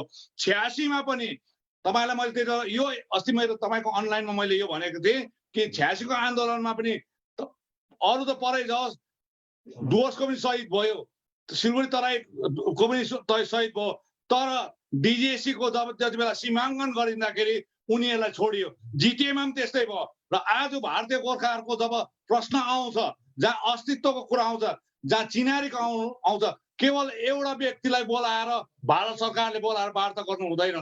यो सम्पूर्ण भारतीय गोर्खाहरूको प्रतिनिधिहरूलाई बोलाएर यो गर्नुपर्छ। हो, गोर्खाल्यान्ड कुनै न कुनै एउटा निर्दिष्ट जग्गामा बनिन्छ होला भोलिको दिनमा, तर त्यो गोर्खाल्यान्ड जहाँ बने तापनि आज भारतीय गोर्खाहरूको लागि चाहिँ एउटा सिउँदोको सिन्दुर भएकोले गर्दाखेरि सम्पूर्ण गोर्खाहरूको भारतीय स्तरको गोर्खाहरूको दिग्गज नेतृत्वहरू बुद्धिजीवीहरूलाई त्यो वार्तामा बोलाएको पर्छ। एक व्यक्तिलाई बोलाउनु हुँदैन। एक व्यक्तिलाई बोलाउँदाखेरि नै 86 को आन्दोलन बिग्रेर गएको, अनि 2007 को आन्दोलन 2011 को चुक्ति पनि बिग्रेर गएको। अब तेस्रो पल्ट खसी काटिँदाखेरि, खसी छिरिँदाखेरि चाहिँ सम्पूर्ण सामूहिक नेतृत्वको कुरा आउँछ र एउटा सामूहिक नेतृत्वले भारतवर्षमा केवल दार्जिलिङ पहाडको नेताको सामूहिक नेतृत्व होइन, तर भारतीय स्तरको सामूहिक नेतृत्वको आवश्यकता परेकोले गर्दाखेरि म चाहन्छु तपाईँको प्रश्नको यही उत्तर दिन चाहन्छु। र जति पनि दर्शकवृन्द छ आज भारतवर्षभरि जसले पनि अनलाइन हेर्नु भएको छ, तपाईँहरूलाई म यही भन्न चाहन्छु कि सम्पूर्ण हाम्रो भारतीय गोर्खाको दिग्गज व्यक्तित्वहरू, राजनीतिक व्यक्तित्वहरू अनि बुद्धिजीवीहरू यो अगाडि आएको पर्छ। अनि आज केन्द्र सरकारलाई म यो भन्न चाहन्छु, जहाँसम्म यो चिनारी र अस्तित्व गोर्खाहरूको कुरा छ र अलग राज्य गोर्खाल्यान्डको कुरा छ, त्यसमा एक व्यक्तिलाई नबोलाउनुहोस्, एउटा पार्टीलाई नबोलाउनुहोस्। यो सम्पूर्ण भारतीय वर्षभरिको नेतृत्वलाई बोलाएर यदि बातचित भयो भने त्यहाँ छलकपटको राजनीति हुँदैन, जनता ठगिने हुँदैन। त्यसले गर्दाखेरि सम्पूर्ण कुरो दुधको दुध पानीको पानी भएर जान्छ। त्यसले गर्दा एक व्यक्तिलाई भित्र राखेर, एउटा पार्टीलाई भित्र राखेर वार्ता गर्दाखेरि किनबेच पनि हुनसक्छ गोर्खाल्यान्डको नाममा। आज कसैको सिन्दुर पुसिएको छ भने त्यो पनि हुन्छ, कसै पुरा भएको छ भने उसको पनि त्यहाँ किनबेच भएको हुन्छ, आज शहीद पनि किनबेच भएको हुन्छ। त्यसले गर्दा सम्पूर्ण नेतृत्वहरूलाई, भारतीय नेतृत्वहरूलाई र बुद्धिजीवीलाई बोलाएको पर्छ केन्द्र सरकारले। यदि भारतीय जनता पार्टी केन्द्र सरकार हामीसित सिन्सियर अनेस्ट छ भने।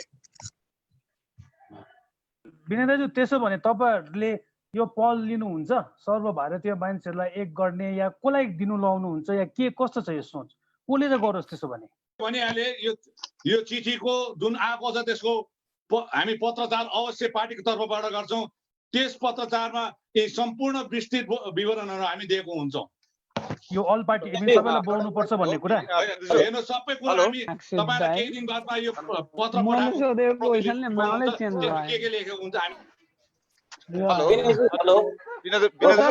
अर्को कुरा एउटा छ कि तपाईँहरू अहिले टिएमसी सँग हुनुहुन्छ।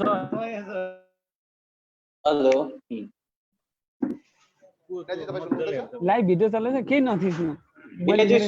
हेलो, हजुर विनोदज्यू, को हो भने त? हजुर दाजु, लु भन्नुहोस् त। हजुर, होइन तपाईँले गोर्खाल्यान्डको कुरा एकदम स्ट्रङली राख्नु। लाइभ भिडियो चल्दैछ। नेतृत्व गोर्खाल्यान्ड गर्नुपर्छ भन्नुहुँदैछ अहिले है। तर तपाईँको गठबन्धन त टिएमसी सँग छ अहिले होइन, र टिएमसी त स्टेटहुडको फेभरमा छैन। सो यसमा के भन्नुहुन्छ? बङ्गालमा जो पनि पार्टी छ, आज भारतीय जनता पार्टीको दिलीप घोषहरू पनि गोर्खाल्यान्डको पक्षमा छैन। भोलि कङ्ग्रेस आयो भने पक्षमा हुँदैन। कुनै पनि बङ्गालपन्थी पार्टी, बङ्गालको नेतृत्वहरू बङ्गाल विभाजनको खिलाफमा छ। भारतीय जनता पार्टी पनि खिलाफमा छ। त्यसले गर्दाखेरि आज तृणमूल कङ्ग्रेस पार्टीसँग हाम्रो कूटनीतिक सम्बन्ध हो। त्यसले गर्दाखेरि यो कूटनैतिक सम्बन्धको आधारमा हामीले जिटिए चलाइरहेको छौँ, यहाँ विकास गरिरहेको छौँ। त्यति मात्र जब जाति र चिनारीको कुरा आउँछ त्यो केन्द्र सरकारको सब्जेक्टमा भएकोले गर्दाखेरि हामी उहाँहरूसँग यसको स्पष्ट कुरो पनि 29 तारिक अगस्त 2017 मा अल पार्टी मिटिङ जब जेले पार्टीको लेटरमा पठाएपछि बोलाइएको थियो, त्यस पार्टीको त्यो अल पार्टी मिटिङमा माननीय मुख्यमन्त्री सुशील ममता ब्यानर्जीले भनेको छ कि हामी बङ्गाल विभाजन हुन दिँदैनौँ, तर यदि केन्द्र सरकारले चाह्यो भने त्यसमा हाम्रो कुनै आपत्ति छैन।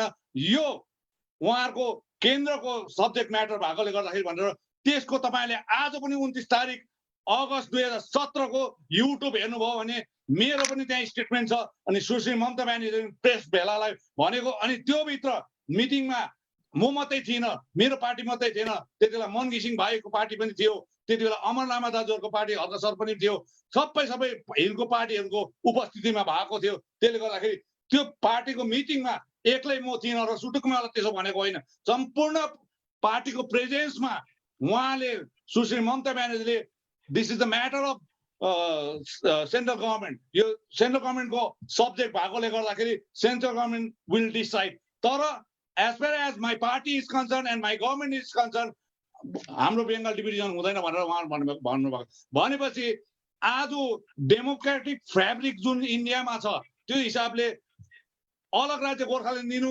युनियन टेरिटोरी दिनु, यी इस्युहरू चाहिँ केन्द्र सरकारसँग सम्बन्धित भएकोले गर्दाखेरि हामी केन्द्र सरकारसँग कुन चाहिँ कुरा लेख्नुपर्ने, कुन चाहिँ बातचित गर्नुपर्ने केन्द्र सरकारसँग गर्छौँ, राज्यसँग गर्ने राज्य सरकार गर्छौँ। आज हेर्नुहोस् भलिबलको कोर्टमा गएर फुटबल खेल्दैनौँ हामी, फुटबल चाहिँ फुटबलकै ग्राउन्डमा खेल्छौँ, जहाँ भलिबल हुन्छ त्यहाँ भलिबल खेल्छौँ। फेरि पहिलाको नेतृत्वले जहाँनिर फेरि के अरे लन टेनिसको ठाउँमा ब्याडमिन्टन खेली पठाए, त्यसले गर्दा भुल भएको छ। त्यसले गर्दाखेरि जहाँनिर जुन खेला हुन्छ भलिबलमा भलिबल खेल्छौँ, फुटबलमा फुटबल खेल्छौँ, हकीमा हकी खेल्छौँ, ब्याडमिन्टन खेल्छौँ, लन टेनिसमा लन टेनिस। त्यसले गर्दाखेरि चाहिँ जहाँको सब्जेक्ट छ त्यो सब्जेक्टसँगै हामी अगाडि जान्छौँ। के लाग्छ विनोद तपाईँलाई, बिजेपी अहिले गोर्खापति इमानदार छैन भन्ने के लाग्छ? सामूहिक नेतृत्वको कुरा गर्दाखेरि सामूहिक नेतृत्वको जुन अवधारणा छ दाजु, यसको त तपाईँलाई भन्दा बेसी एक्सपिरियन्स अरू कसैलाई पनि छैन जस्तो लाग्छ। तपाईँलाई थाहा छ 2017 मा है गोर्खाल्यान्ड आन्दोलन चलिरहेको बेलामा जिएमसिसीको माने मिटिङहरू माने भइरहन्थ्यो अघि, त्यति बेला पनि सामूहिक नेतृत्वको कुरा थियो अनि सामूहिक नेतृत्वको त्यति बेला पहल भइरहेको थियो। कहीँ न कहीँ तपाईँले त्यो माने फोरमको पनि तपाईँ कहीँ न कहीँ एउटा प्रवक्ता नै हुनुहुन्थ्यो, मिडियामा पनि म्याक्सिमम् तपाईँ आउनुहुन्थ्यो अघि। त्यसले गर्दाखेरि यो सामूहिक नेतृत्व भन्ने जुन कुरा अहिले तपाईँले भन्नुहुँदैछ अघि, यसको त तपाईँलाई आफैलाई पनि त तपाईँलाई एउटा तितो अनुभव छ है, तपाईँलाई एउटा एक्सपिरियन्स छ तपाईँलाई कि यो विफल भएको हो। त्यति बेला यो सामूहिक नेतृत्व विफल भएको कारणले गर्दाखेरि नै 2017 को आन्दोलन पनि कहीँ न कहीँ विफल भएको, अब यो ध्रुव सत्य एउटा इस्टाब्लिस अब ट्रुथ भएर आइरहेको। आज फेरि 2017 मा त्यो सामूहिक नेतृत्वलाई छोडेको, तपाईँले छोड्नु भएको त्यो सामूहिक नेतृत्वको अवधारणालाई यो टिप्नुको पछाडि तपाईँले त के लाग्छ कि तपाईँले कहीँ न कहीँ आफ्नो राजनैतिक अस्तित्व खोजिरहनु भएको छ? 7 तारिकको मिटिङले जिटिएको रिभ्यू मिटिङले इलेक्सन गराउने डिसिसन लियो भने तपाईँहरू सपोर्ट गर्नुहुन्छ इलेक्सनमा जानुहुन्छ जिटिए कि जानु? मैले रतन भाइ, मैले कुनै राजनैतिक मेरो अस्तित्व खोजेको छुइनँ। मलाई पोलिटिकल इन्टिटीसँग मेरो पर्सनल पोलिटिकल इन्टिटीसँग मतलब छैन। हेर्नुहोस्, मलाई सरकार छ भने गोर्खा जातिसँग छ, गोर्खाको चिनारीसँग छ, अस्तित्वकोसँग छ। हेर्नुहोस् 86 को आन्दोलनदेखि एउटा समर्थकको हैसियतले जङ्गी आन्दोलन गरेकोदेखि 2017 सम्म पनि गर्यो, आज पनि म राजनीतिमा छ। हुन त कतिजना भाइहरूले साथीहरूले मलाई अझै पनि भन्छ पोलिटिकली इम्याच्योर्ड भन्छ मलाई, तर यहाँनिर म भन्न चाहन्छु कुनै ठुलो युद्ध जित्नुको लागि ससाना लडाइँ हार्नुपर्छ। हेर्नुहोस्, र मैले अहिले जति पनि लडाइँ हारेँ ससाना लडाइँ हारेको, कुनै युद्ध म अवश्य जितेर देखाएको हुन्छु भारतको गोर्खाहरूलाई यो भन्छु। तर एउटा तपाईँले सामूहिक नेतृत्वको कुरा गर्नुभयो, 2017 मा जिएमसिसी गोर्खाल्यान्ड मुभमेन्ट कोअर्डिनेसन कमिटी भनेर गठन भएको थियो। मैले बारम्बार यो कुरो बताइरहन्छु। दुईटा प्रथम र दोस्रो मिटिङमा जो दार्जिलिङको जिमखानामा भएको थियो त्यसमा मैले एटेन्ड गरिनँ, तर त्यहाँ बाजो भयो, झगडा भएपछि थर्ड मिटिङ तेस्रो मिटिङ कालिम्पोङको ट्रेस होटेलमा भएकोमा मैले भागीदार दिएको थिएँ। त्यस समय सम्पूर्ण पार्टीका नेतृत्वहरू साथसाथै अराजनीतिक सङ्गठनका नेतृत्वहरू उपस्थित भएकोमा मैले प्रस्ताव यही राखेको थिएँ, जनता सडकमा छ, अब नेता सडकमा आएर आमरण भोक हडताल बस्नुपर्छ भनेको थिए, त्यति बेला दिएन, हामीलाई त्यो कुरा राख्नु दिएन, अनि प्रेसमा पनि भन्नु दिएन। त्यसको लगत्तै पछाडि पेदोङमा भयो फेरि जेएमसिसीको मिटिङ, त्यति बेला मेरो प्रस्ताव यही थियो के अरे आमरण अनसन, त्यो पनि दिएन। अनि 5औं जेएमसिसीको मिटिङ मिरिकको युथ हस्टेलमा भएको थियो, त्यसमा मैले आधिकारिक रूपमा आज पनि तपाईँले हेर्नुहोस् त्यहाँनिर हाम्रो जेएमसिसीको सम्पूर्ण लिडरहरूले एउटा पत्रकार सम्मेलन डाक्दाखेरि मैले भनेको थिएँ अब हामी आमरण भोक हडतालमा जान्छौँ भनेर भनेको थियौँ। तर त्यसमा भोलिपल्ट एकदम खुसीको कुरो कि हाम्रो गोर्खा जातिको एक राजनैतिक विभूति दिग्गज राजनीतिक नेतृत्व आरबी राई सरज्यूले स्टेटमेन्ट दिएको थियो, बुढेसकालमा भए तापनि म गोर्खाल्यान्डको लागि आमरण भोक हडताल बस्छु भन्नुभएको थियो। साथै गोर्खा राष्ट्रिय मुक्ति मोर्चाका त्यसताका प्रवक्ता जो आज भारतीय जनता पार्टीका विधायक पनि हुनुहुन्छ भाइ निरज जिम्बा पनि बस्छु भनेको थियो। तर हामी 3 जनालाई आमरण भोक हडताल बस्नु नदिनु र विमल गुरुङज्यूले चाहिँ युवा मोर्चालाई चौरस्तामा हाल्नुमा के षड्यन्त्र छ? आज त्यो जेएमसिसीले सामूहिक नेतृत्वमा बसेको आमरण अनसन बसेको भए सायद 2017 को आन्दोलनले केही न केही त फत्ते गरेको हुन्थ्यो होला, म किटान गरेर भन्न सक्छु भाइ। कसले चाहिँ रोक्यो दाजु तपाईहरुलाई त्यति बेला? हजुर कसले चाहिँ रोक्यो? आमरण अनसन बस्नु दिएन भन्नुहुँदैछ नि तपाईले। के भन्नुभयो? आमरण अनसन बस्नु दिएन त्यति बेला 2017 मा भन्नुहुँदैछ। कसले चाहिँ गर्नु दिएन के अरे आमरण अनसन? हामीले एनाउन्स गरेपछि सबैले एक्सेप्ट गरेको थियो, भोलिपल्ट पनि एक्सेप्ट गरेको थियो। पर्सिपल्टको दिन आज कालिम्पोङको कल्याण देवान दाजु जिउँदो छ, उहाँलाई जेएमसिसी को कन्भेनर बनाएको थियो। सबै पार्टीलाई सोद्धा हुन्छ, उसलाई सुटुक्कै कालिम्पोङबाट बोलाएर पातले पासमा बोलाएर चाहिँ ठुलोले भोक हडताल गर्नु हुँदैन, युथलाई बसाउँछु भनेर यो क्यान्सल भएको, यो आमरण भोक हडताल क्यान्सल भयो भनेर कल्याण देवान दाजुले चाहिँ सबै पार्टीको नेतृत्वलाई जनाएको। आज पनि ती नेतृत्वहरू दार्जिलिङ पहाडको राजनीतिक मानचित्रभित्र छ। मैले यो कुरा गरेको यदि असत्य हो भने उहाँलाई सोद्धा हुन्छ। तपाईँले भन्नुभयो नि अनित थापाज्यू तपाईँको दिल्लीको मिटिङमा जाँदैनन्, बट प्रोटोकलमा तपाईँको जहाँ मेन्सन छ चिठीमा, त्यो चिठीमा एज ए जिटिए एक्जिक्युटिभ लेखेको छ। एक्जिक्युटिभको अल्टरनेटिभ अहिले बोर्ड अफ एडमिनिस्ट्रेटर छ, मिस्टर थापा छ। Mister Thapa principal secretary and DN आएर एउटा कुरा के रहेछ नि मिलन भाइ, मैले regarding this letter I have explain everything to you. अब यसमा सबै भनिसके यो लेटरमा। अब यो लेटरमा सबै भनिसके। विनोद तपाईले जुन चाहिँ बौद्धिक लडाईको कुरा गर्नुभएको, मोहन बोल्दैछु, तपाईले जुन चाहिँ बौद्धिक लडाईको कुरा गर्नुभयो नि, त्यसमा बौद्धिक लडाई के को लागि? तपाईँ यो धारा 7 हटाउनुको लागि या त गोर्खाल्यान्डको लागि? गोर्खा जनमुक्ति मोर्चाको प्राथमिकता कुन चाहिँ हुन्छ? गोर्खाल्यान्डको लागि या त धारा 7 हटाउनुको लागि?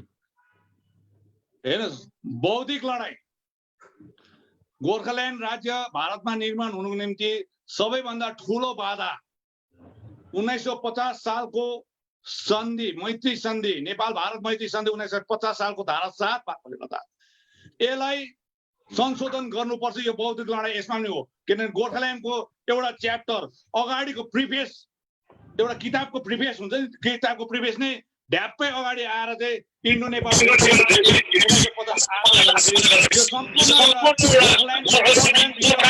कुरा भएकोले गर्दाखेरि यस बौद्धिक आन्दोलन 1950 सालको भारत नेपाल मैत्री सन्धि लगायत आज भारतको गणराज्यमा हामीले कसरी आफ्नो गोर्खाल्यान्ड स्थापित गर्न सक्छौँ राज्य, त्यतापट्टि जानुपर्छ। विनयजी सुन्नुहुँदैछ? जुन प्रकारले तपाईँले भन्नुहुँदैछ नि यहाँनिर यो 1950 को फ्रेन्डसिप ट्रिटीलाई अब संशोधन गर्नुपर्ने, ठिकै छ, तर जुन प्रकारले अहिले तपाईँहरूलाई चिठी पाउनु भएको छ नि बिजेपीको तर्फबाट है, होम मिनिस्ट्रीबाट, के लाग्छ तपाईँलाई यो उहाँहरूको एक प्रकारको गोर्खाप्रति अब इमान्दार नरहेको के लाग्छ तपाईँलाई? किनभने मेनिफेस्टोको हिसाबले हेऱ्यो भने है टिपिएस र 11 जात गोष्ठीको कुरा थियो। अहिले घरि यो विषयलाई तपाईँले कसरी लिनु सक्नुहुन्छ? के लाग्छ तपाईँलाई? भाइले तपाईँलाई यो चिठी नै सेल्फ एक्सप्लेनेटरी हो। गद्दार सबैलाई भन्नु हुँदैन, हामीलाई गद्दार भन्छ के भन्छ, तर सबैभन्दा धोका भारतीय जनता पार्टीले 2009 देखि 2020 को हिजो 27 तारिकसम्म दिएको छ। यो चिठी नै सेल्फ एक्सप्लेनेटरी चिठी हो, सेल्फ एक्सप्लेनेसन छ। सबै यो चिठी बाँड्नुहुन्छ। यसमा तपाईले अलग राज्य गोर्खाल्यान्डको लागि या पर्मानेन्ट पोलिटिकल सोल्युसनको लागि भनेको अति उत्तम हुन्थ्यो। तर यो हामीलाई धोका बारम्बार भारतीय जनता पार्टीले, कांग्रेस सरकारले त एटलिस्ट दार्जिलिङ गोर्खा हिन्द काउन्सिल पनि दिएको हो। त्यस ताकमा कांग्रेस सरकार हुँदा नै जिटिए बन्यो, तर भारतीय जनता पार्टीले चाहिँ अहिलेसम्म के दियो त्यो तपाईहरुलाई प्रश्न गर्न चाहन्छु। 86 को आन्दोलनमा पनि कांग्रेस सरकार थियो, अनि 2007 देखिको आन्दोलन देखेर जब जिटिए भयो त्यतिबेला पनि कांग्रेस सरकार थियो। त्यसले गर्दाखेरि भारतीय जनता पार्टीले न त पैसै दियो न त अरु कुनै थुकाउ दियो। आज संकल्प पत्रमा म्यानिफेस्टोमा 2009 मा पनि लगाएको हो, 2014 मा पनि लगायो, 2019 मा पनि लगायो, तर आज चाहिँ त्यत्रो म्यानिफेस्टो र संकल्प पत्रमा आइसकेपछि पनि जिटिए को लागि रिभ्यू मिटिङ त्रिपक्षीय वार्ता बोलाउँछ। यो खेलाइची भयो, यो चाहिँ खेलाइची भयो। तपाईहरुको जुन चाहिँ यो गोर्खा जाति, भारतीय गोर्खा जातिलाई यो धोका हो र यो चाहिँ अब स्पष्ट रूपमा हाम्रो नेतृत्वहरूले पनि बुझ्नुपर्छ, जनताले पनि बुझ्नुपर्छ। दाजु तपाईहरु खाली क्लास 7 को कुरा मात्रै गर्नुहुन्छ, क्लास 7 को कुरा किन गर्नुहुन्छ भन्नुस् त। 1950 मा क्लास 7 बनेको थियो, जुन प्रकारले यो दुईटा नेसनको इन्ट्रेस्ट बनेको थियो, कम्युनिटीको इन्ट्रेस्ट अघि तपाईले भन्नुभयो नि कि अहिले यानी फुटबल हामी भन्न दाजु सुन्दै हुनुहुन्छ? दाजु हेलो दाजु सुन्दै हुनुहुन्छ? नमस्कार विनय दाजु है, म प्रभाकर प्रधान लेटली जोइन गरे र के तपाईहरु यो जुन यो पक्षमा तपाईहरुलाई निमन्त्रण गरेको छ मोजाम नम्बर 2 के तपाईहरु जानु हुँदैछ नेपालीको उइसमा 7 तारिखको जुन त्रिपक्षीय वार्ता छ यसमा के तपाईहरु अंशग्रहण गर्नुहुँदैछ?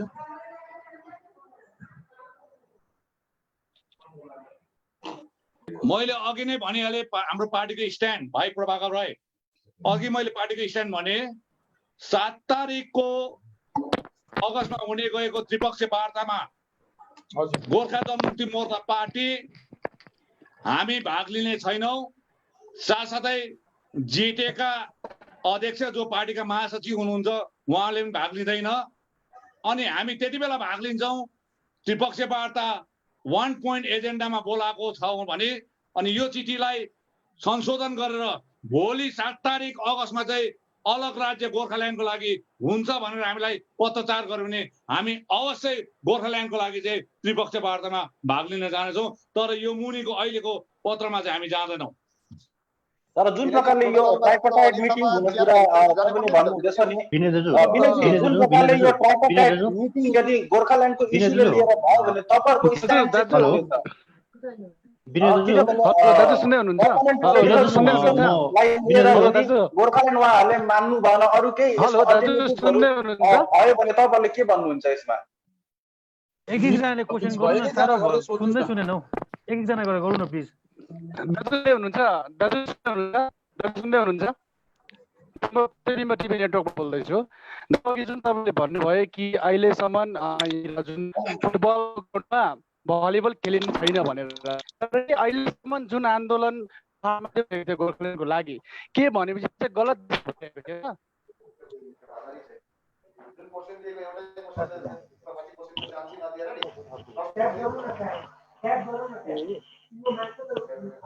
दाजु सुन्नुभयो?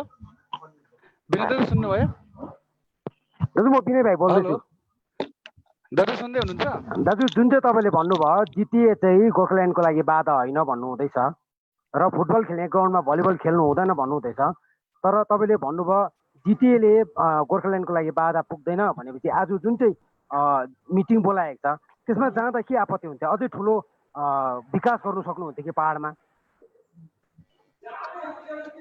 भाइ विकासको लागि राज्य सरकार नै काफी हो, अनि जुन हाम्रो इस्युमा त्रिपक्षीय वार्ता बोलाउनु पर्छ। अहिलेसम्म केन्द्र सरकारले, भाजपा सरकारले अघि नै भनिहाले विकासको लागि 1 फुटे कौडी पनि पठाएको छैन। जो पहिला जिटिएको टाइममा एउटा प्याकेज 600 करोडको थियो त्यति नै कांग्रेस गभर्नमेन्टले पठाएको, त्यहाँ नि दिएको छैन। त्यसले गर्दाखेरि आज तपाईहरुले मैले जुन प्रकारको षड्यन्त्र यो चिठीमा देखेँ, यहाँनिर अलग राज्य गोर्खाल्यान्ड या पर्मानेन्ट पोलिटिकल सोल्युसन इन्डियन गोर्खाको लागि हो भने जान्छौँ। हेर्नुहोस्, बारम्बार यो भन्दैछु। तर हेर्नुहोस्, विकास त हामी कूटनीतिक सम्बन्ध राखेर राज्य सरकारसँग मिलेर नै गर्छौँ। तर अलग राज्यको लागि त हामीलाई केन्द्र सरकारको सब्जेक्ट चाहिएकोले गर्दाखेरि हामी उनीहरूसँग अघि नै मैले भनिहालेँ, कुन जग्गामा के प्रकारले हामीले गर्नुपर्ने हामी गर्छौँ। त्यसले गर्दाखेरि तपाईँलाई यो भन्न चाहन्छौँ, यो चिठीको आधारमा चाहिँ हामी पटक्कै पनि भाग लिन चाहन्छौँ। चिठी छ यो केवल बहाना मात्रै हो। नेक्स्ट यो जुन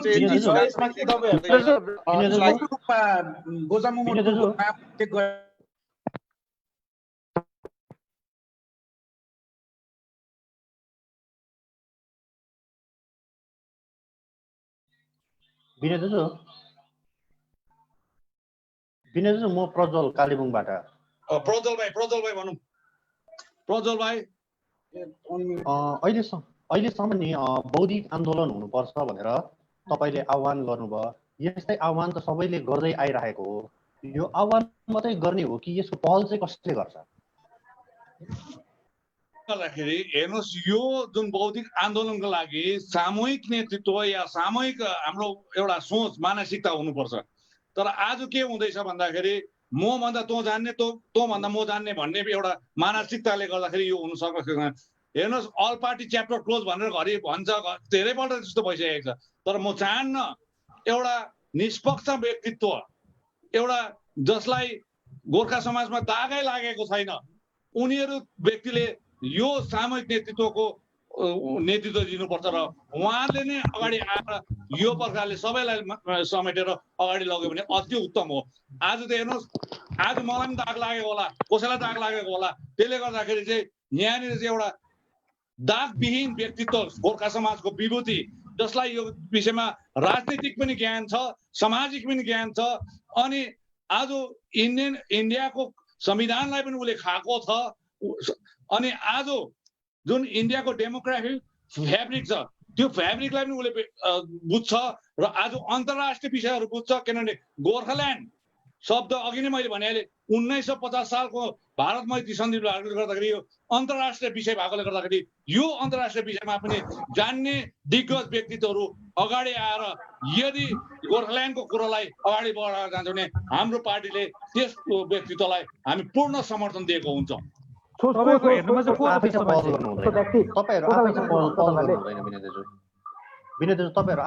गर्नु हुँदैन। हेर्नुहोस्, आज मैले एकजनाको नाम भन्यो भने फेरि मेरो पकेटबाट अर्को नाम आएछ भनेर फेरि उहाँलाई दाग लाग्छ। यो चाहिँ बसेर एकपल्टमा निस्किने होइन, यो भारतवर्षभरि यो चर्चा परिचर्चा गरेर निस्किने विषयवस्तु हो।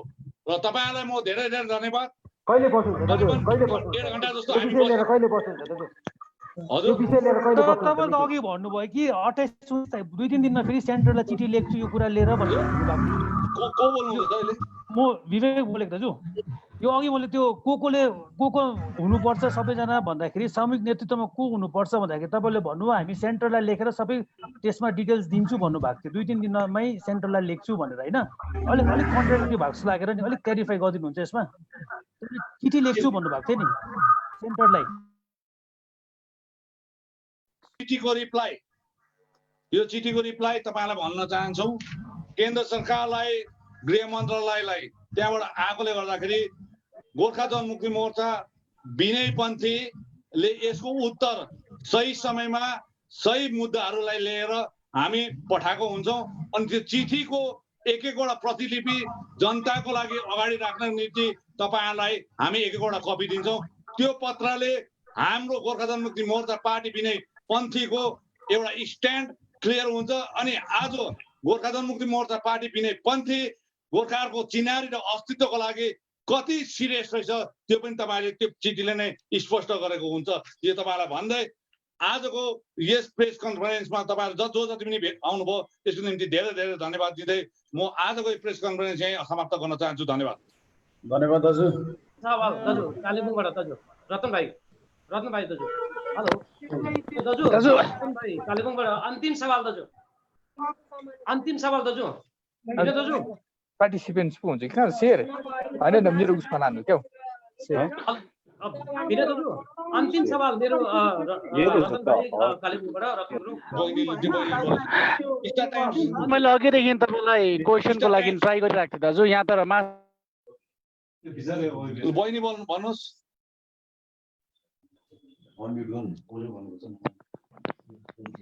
भन्नुहुँदैछ विनय दाजु सुन्नुहुँदैछ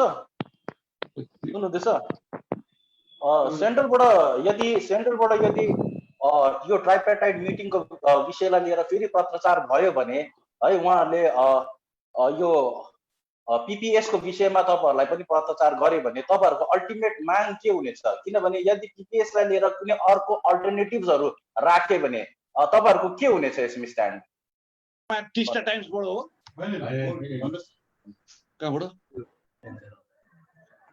नमस्ते दाजु एउटा अन्तिम लास्ट मेरोबाट छ तपाईहरु जिटिए चलाउनुमा विश्वास गर्नुहुन्छ है जिटिए पहिला तपाईको सुइसले थापेको अहिले पनि सुचारू रूपमा चलाएर विकासहरु गर्नुहुँदैछ विकास नै हुनु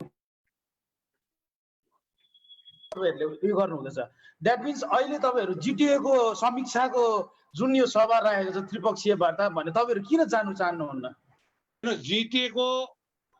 जिटिए तपाईलाई अघिदेखि तपाईले भाइले अघिदेखि मेरो शब्दलाई एक एकवटा केलाउन नसक्नुस् अरु बोल्दा तपाईले ध्यान दिनु हुँदैन त्यसले गर्दाखेरि चाहिँ तपाईले यो कुरा अघि नै मैले भनेको जिटिए स्टेट सब्जेक्ट हो as per the GTA act तपाईले हेर्नुहोस् यो स्टेट सब्जेक्ट हो त्यसले गर्दाखेरि विकासको डेभलपमेन्टको विषय लिएर रोजगारको विषय लिएर यो स्टेट सब्जेक्ट भएकोले गर्दाखेरि स्टेटसँगै बात गर्छौं यसमा रिभ्यू मिटिङ गर्नु जरुरत छैन तर जहाँसम्म जातिको चिनारी र अस्तित्वको कुरा छ अलग राज्य गोर्खाल्यान्डको कुरा छ त्यो केन्द्र सरकार अधीनस्थ भएकोले गर्दा हामी त्यहाँ जान्छौँ अघि मैले बारम्बार भनिहालेँ भलिबलको कोर्टमा गएर फुटबल खेल्दैनौँ हामी फुटबलको ग्राउन्डमा गएर भलिबल खेल्दैनौँ यो भनेपछि तपाईलाई संकेत दिइसकेपछि अब घरिघरि यो चिठीको आदर नगर्नु विकास एकपट्टि हो जातिको चिनारी र अस्तित्व अर्कोपट्टि हो त्यसले गर्दाखेरि जुन दोकानमा जे पाउँछ त्यतापट्टि त्यो दोकानमा जान्छौँ आज रासिन दोकानमा गएर रोड माग्दैनौँ हामी सिमेन्ट माग्दैनौँ सिमेन्ट र रड रासिन दोकानमा फेरि रड दोकान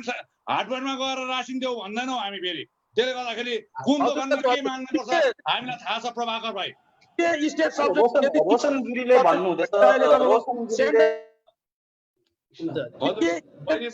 इस्यु हो भने रतन भाइको अन्तिम सवाल कालेबुङबाट गोर्खा च्यानल रतन भाइको अन्तिम सवाल दाजु काइन्डली दाजु जिटिए अहिले तपाईको स्टेट सब्जेक्ट हो भने चाहिँ केन्द्रले चाहिँ किन बोलाउँदैछ अन्तिम सवाल तपाईले भन्नुभयो है त्यो चिठीको जुन छ आएको छ है त्यसले गर्दा 7 तारिखको बैठकमा नजाने तपाईले क्लियर कट माने गरिहाल्नु भयो तपाईलाई यो चिठीमा जुन प्रकारको यहाँनिर लेखिएको छ जुन प्रकारको तल बताइएको छ को चाहिँ यहाँ उपस्थित हुने अघि त्यो जुन प्रकारले बताइएको छ तपाईलाई कसरी लाग्छ कि यो चिठीमा तपाईहरुलाई नै बोलाएको हो भनेर कसरी लाग्छ किनभने दिनको जुन प्रकारको यहाँनिर गरिएको छ यहाँनिर टेक्निकली म यहाँ भन्दैछु दाजु यो चिठीमा जुन उल्लेख गरेको छ प्रिन्सिपल सेक्रेटरी जिटिए हेलो नमस्ते सर म टिस्टा टाइम्सबाट खुला मुख्य बात मारेको गोर्खाल्यान्ड नहुनुमा भारत अनि नेपालको संविधानको आई मिन ट्रिटीको धारा 7 लाई खारिज गर्नुपर्छ भन्ने हजुरले बारम्बार यो कुरा गरिरहनु भएको छ तर अहिलेसम्म पनि पार्टीको तर्फबाट चाहिँ किन सरकारसित केन्द्रीय सरकारसित या राज्य सरकारसित चाहिँ किन पहल गर्नु भएको छैन यसको कारण के होला हजुरले दया गरेर भनिदिनुस् होला बहिनी तपाईले राम्रो प्रश्न गर्नुभयो यो दुई देश र अन्तर्राष्ट्रिय विषयवस्तु भएकोले गर्दाखेरि यसमा केन्द्र सरकार चिन्तित हुनुपर्छ त्यसले गर्दाखेरि आज हामीले बारम्बार हाम्रो पार्टीको स्ट्यान्ड यो हो कि आज भारतको गणराज्यभित्र हाम्रो गोर्खाहरूको माग 100 वर्ष पनि नागेर गइसक्यो यो पुरा नहुनुमा यही नेपालको 1950 सालको सन्धिले गर्छ त्योभन्दा हुन त सन्धि त 1950 सालमा आएको तर हिल्समेन्स एसोसिएसनले जुन सेपरेट एडमिनिस्ट्रेटिभ सेटअप हुनुपर्छ पहाडको लागि भनेर 1907 मा दिएको त्यतिबेला यो ट्रिटी थिएन तर आफ्टर इन्डिपेन्डेन्स यो ट्रिटी भयो इन्डिया र नेपाल बाजमा र आज धारा 7 मा के लेखेको छ भने त्यो ट्रिटीको सन्धिको धारा 7 मा +7 मा यही लेखेको छ रेसिप्रोकल भन्ने शब्द छ आज तपाईलाई पासपोर्ट लाग्दैन नेपाल जानको लागि नेपालको पनि यहाँ आउन सक्छ आज नेपालको पनि यहाँ बसिरहेको छ इन्डियाको पनि उता गएर बसेको छ उहाँले कमाइ गरिरहेको छ दोकानपाट बिजनेस सबै गरिरहेको छ त्यसले गर्दाखेरि यो कुरो घातक हो। यो 86 को आन्दोलनमा 27 तारिक जुलाईमा जुन घटना भयो 86 मा, त्यति बेला सायद बहिनी सानै थियो होला या जन्मिएका थिएनन् होला, हामी आन्दोलन गर्दैथ्यौँ। त्यति बेला स्वर्गीय सुभाष घिसिङको नेतृत्व भएको आन्दोलनले पनि 27 जुलाईमा यो धारा 7 जलाउँदाखेरि भारतीय गोर्खाहरूले भारतवर्षभरि धारा 7 जलाएको थियो, नर्थ इस्टमा पनि जलाएको थियो। हामीले यो मागेको थियो। आज त्यो बिर्सेर गयो र आज म सम्झना दिलाउन चाहँदैछु, धारा 7 लाई आज गर्नु, यो संशोधन गर्नुपर्छ। यो अन्तर्राष्ट्रिय विषयवस्तु भएकोले गर्दाखेरि, दुई देश माझको भएकोले गर्दाखेरि आज उनीहरूले पहल गर्नुपर्छ र आज उनीहरूलाई पहल गर्नुको लागि के चाप सृष्टि गर्नुपर्छ भारतको दिग्गज बुद्धिजीवीहरूले र नेतृत्वहरूले बुझ्ने आवश्यक छ। यही मैले सङ्घोष गरिदिएको आज र सबै धन्यवाद। दाजु अन्तिम सवाल रतन गुरुङ दाजु, रतन गुरुङ दाजु। डाक्टर महेन्द्र पी लामाज्यूले जब यो जिटिए को स्टेक होल्डरहरूलाई तपाईँ खोइ हजुर दाजु हेलो अन्तिम सवाल हजुर सुन्नु हुँदैछ? छैन छैन जानुभयो हो। हेलो हेलो छैन नि दाजु। दर्शकबिन तपाईँले अहिले हेर्नुहुँदै थियो श्री विनय तामाङ गोर्खा जनमुक्ति मोर्चा केन्द्रीय अध्यक्षको यो लाइभ माने प्रेस कन्फरेन्स, यो भर्चुअल प्रेस कन्फरेन्स हो। यो आज दार्जिलिङमा उहाँले गर्नुभयो। अघि 2:30 देखिको उहाँले यो पत्रकार सम्मेलन आयोजना माने उहाँ सुरु गर्नुभएको थियो भनेदेखिको अब अहिले भर्खरै उहाँ समाप्त गर्नुभयो। यो अहिले कति 4 बज्दैछ, लगभग 1.5 घन्टाको यो पत्रकार सम्मेलनमा उहाँले थुप्रो कुराहरू गर्नुभएको छ र सबभन्दा ठुलो कुरो जुन छ आगामी 7 तारिकको दिन जुन भारत सरकारको गृह मन्त्रालयले जुन त्रिपक्षीय वार्ता बोलाएको छ, यो तपाईँको जिटिए माथि समीक्षा गर्नको निम्ति त्यस मिटिङमा, त्यस बैठकमा, त्यस त्रिपक्षीय ट्राइपेटेड टकमा गोर्खा जनमुक्ति मोर्चा विनय तामाङ खेमा पनि नजाने आज उहाँहरूले आफ्नो स्ट्यान्ड क्लियर गरेका छन्।